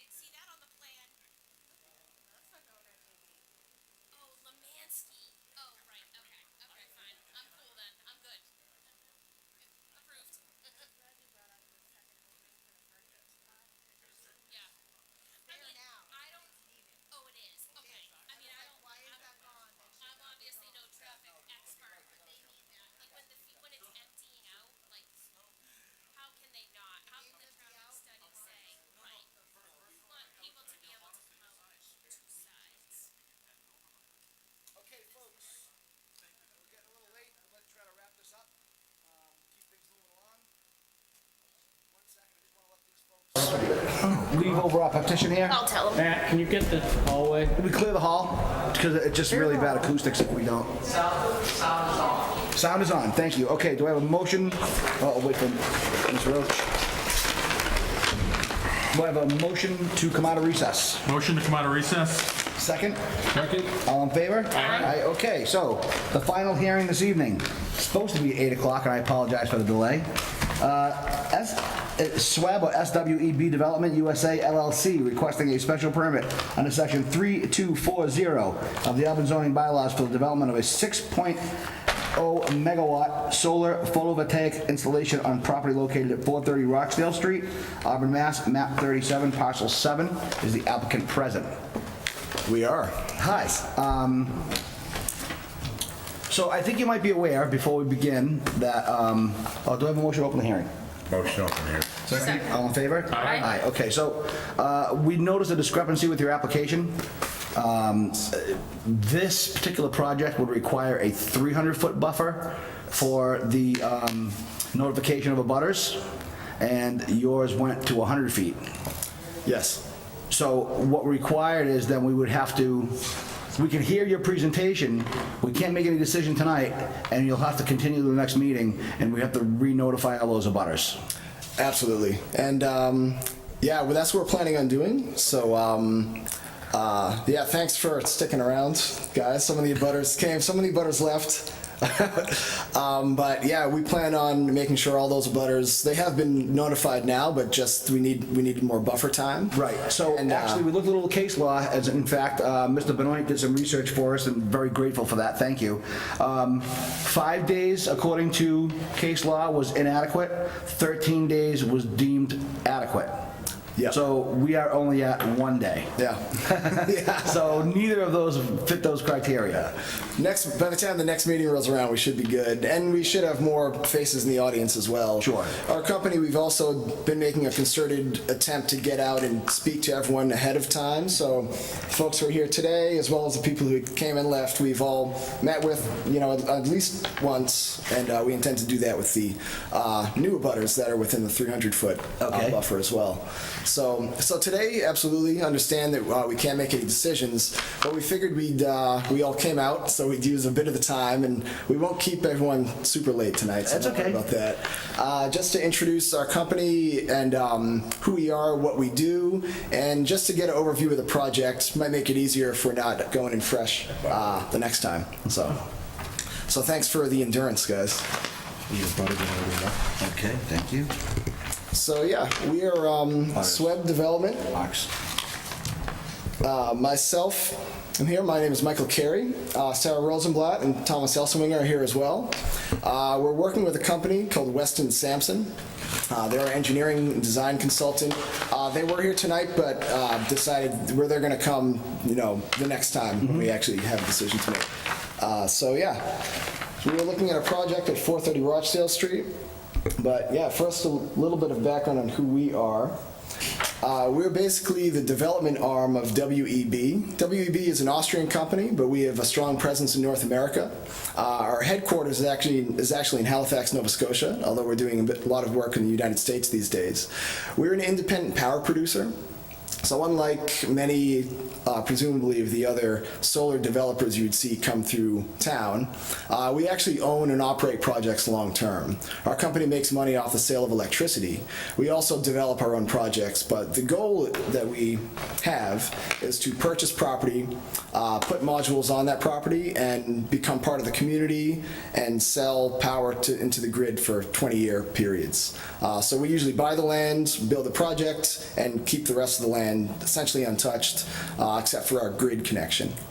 The pie chart here shows where we fit into the larger WEB scope. You can see a picture of our headquarters there as well. We're primarily a wind energy company, but we've been doing a lot of solar lately. I just went on a full screen for some reason.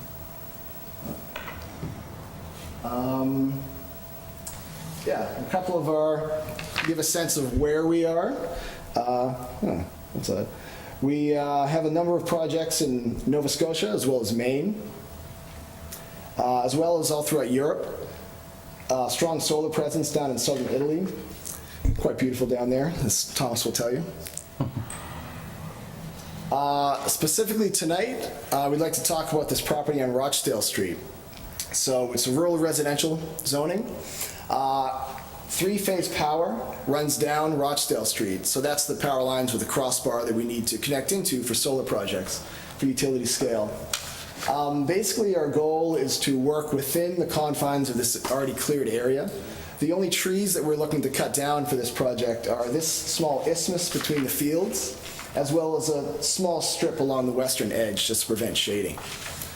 This foliage you see in the center of the field, it looks like trees on the satellite, but in reality it's more scrubby brush and growth. There's not many trees in there, actually. And yeah, there's wetlands down along Rochdale Street, but we're fairly set back away. The site for the vast majority is fairly high and dry, so we don't have to ask for any special treatment from Conservation Commission. I believe you all have reviewed the site plan, but just to get a sense of where the modules will go. In the southern field, again stretching into the northern field, the site is almost too perfect for a solar development of this size. That existing field is just the right size for 6 megawatts, which is the cap for the incoming SMART program here in the state. They're just rolling out this project, so to give you a sense of timeline, ideally we would look to build next summer. Even after we get through the permitting process here in your community, there still are hurdles for the project. We still have to get our full interconnection agreement with National Grid. That'll take some months. We have to keep our fingers crossed that Donald Trump doesn't put a tariff on solar modules, which could put some wrinkles in the project economics. But first things first, we want to get our permitting straightened out. So yeah, this map also gives a sense of where the wetlands are, our setbacks from them, as well as where the transformers and other electrical equipment are going to go. In terms of transportation, speaking to our construction contractor, we're guessing it's going to be on the high side about 53 trucks in all, and those are those 53-foot trailers. We would only transport during the hours of 10 a.m. and 2 p.m., and we've chosen a route that avoids school zones, as well as that intersection of West Street and Rochdale Street, which is a traffic jam for anyone who commutes through that stretch. Our construction consultant actually lives in the area. I think he lives in Leicester, right? Leicester or Oxford, but he's a local to Auburn, and this is roughly where we foresee our traffic going through. So coming off 290, then Route 12 onto 20, cutting north 56, and going in from the west onto Rochdale Street. Again, we're flexible on this route. Based on our initial analysis, this seems to be the one that would have the least impact on traffic. So yeah, that's actually all the slides for tonight. So we won't keep everyone too long. But that's basically from a high level, the project in its kind of raw form. So. Thank you very much for your presentation. Yep, thank you. Okay, so do we have any abutters that want to make a quick comment? Can we, Mr. Brooks? Just gonna get the picture up there, Ron. Yeah, I probably should have waited on that, huh? Yeah. Hi, Ronnie Brooks, 425 Rochdale Street in Auburn.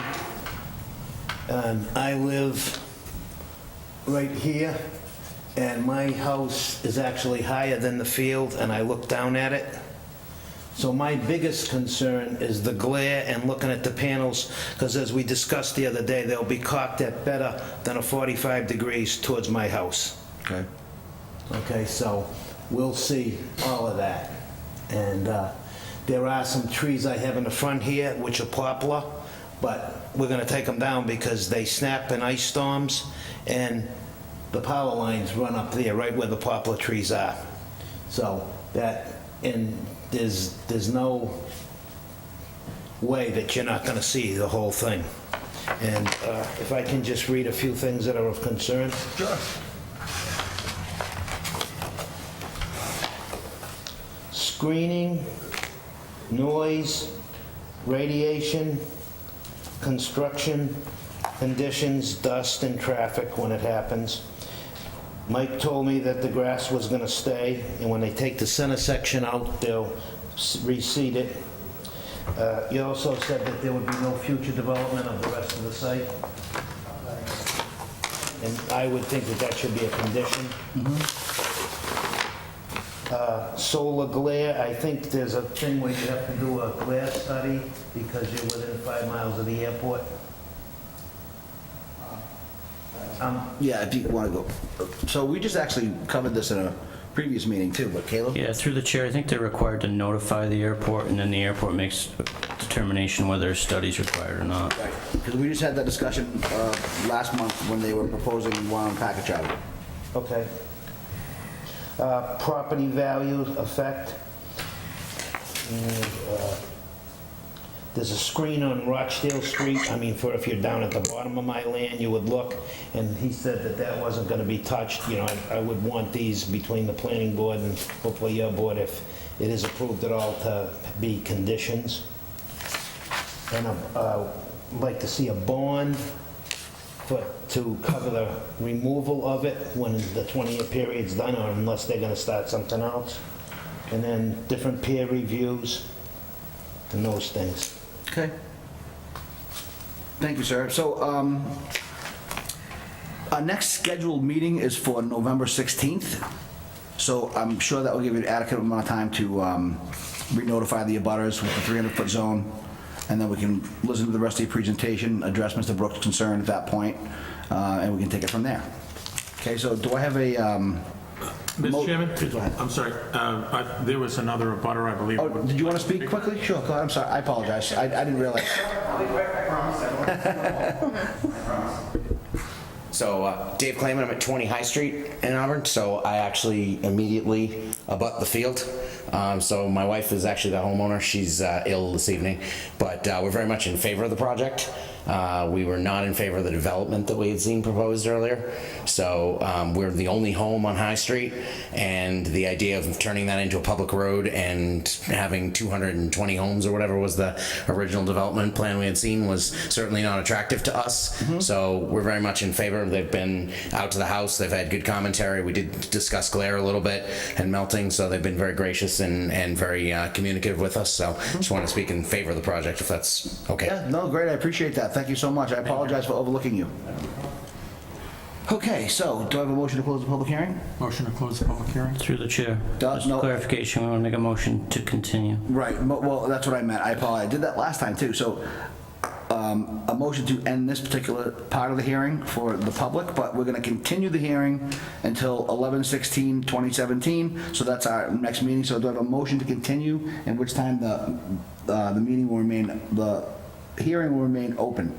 So what I'll do, Mr. Chairman, if I may, is I'll withdraw my previous motion. Okay. And insert the motion that's been just suggested. Okay, so yes, we will have a motion to continue until the next meeting, which is 11/16/2017, and this hearing will remain open for comment at the town hall, just for the record. Second. All in favor? Aye. Aye. Okay, we'll see you next month. Good luck. Thank you. Thank you. So we have to keep this. I'm gonna lose my voice. Do we have any minutes? Oh, I haven't. Judy gets paid like $200 million a year. Anything to sign? So, we can adjourn, right? Yeah, we have nothing to sign. We're all set. Okay, so if you stayed with us at home all night, thank you very much. I appreciate it. Do I have a motion to adjourn? Motion to adjourn? Second, all in favor? Aye. Thank you.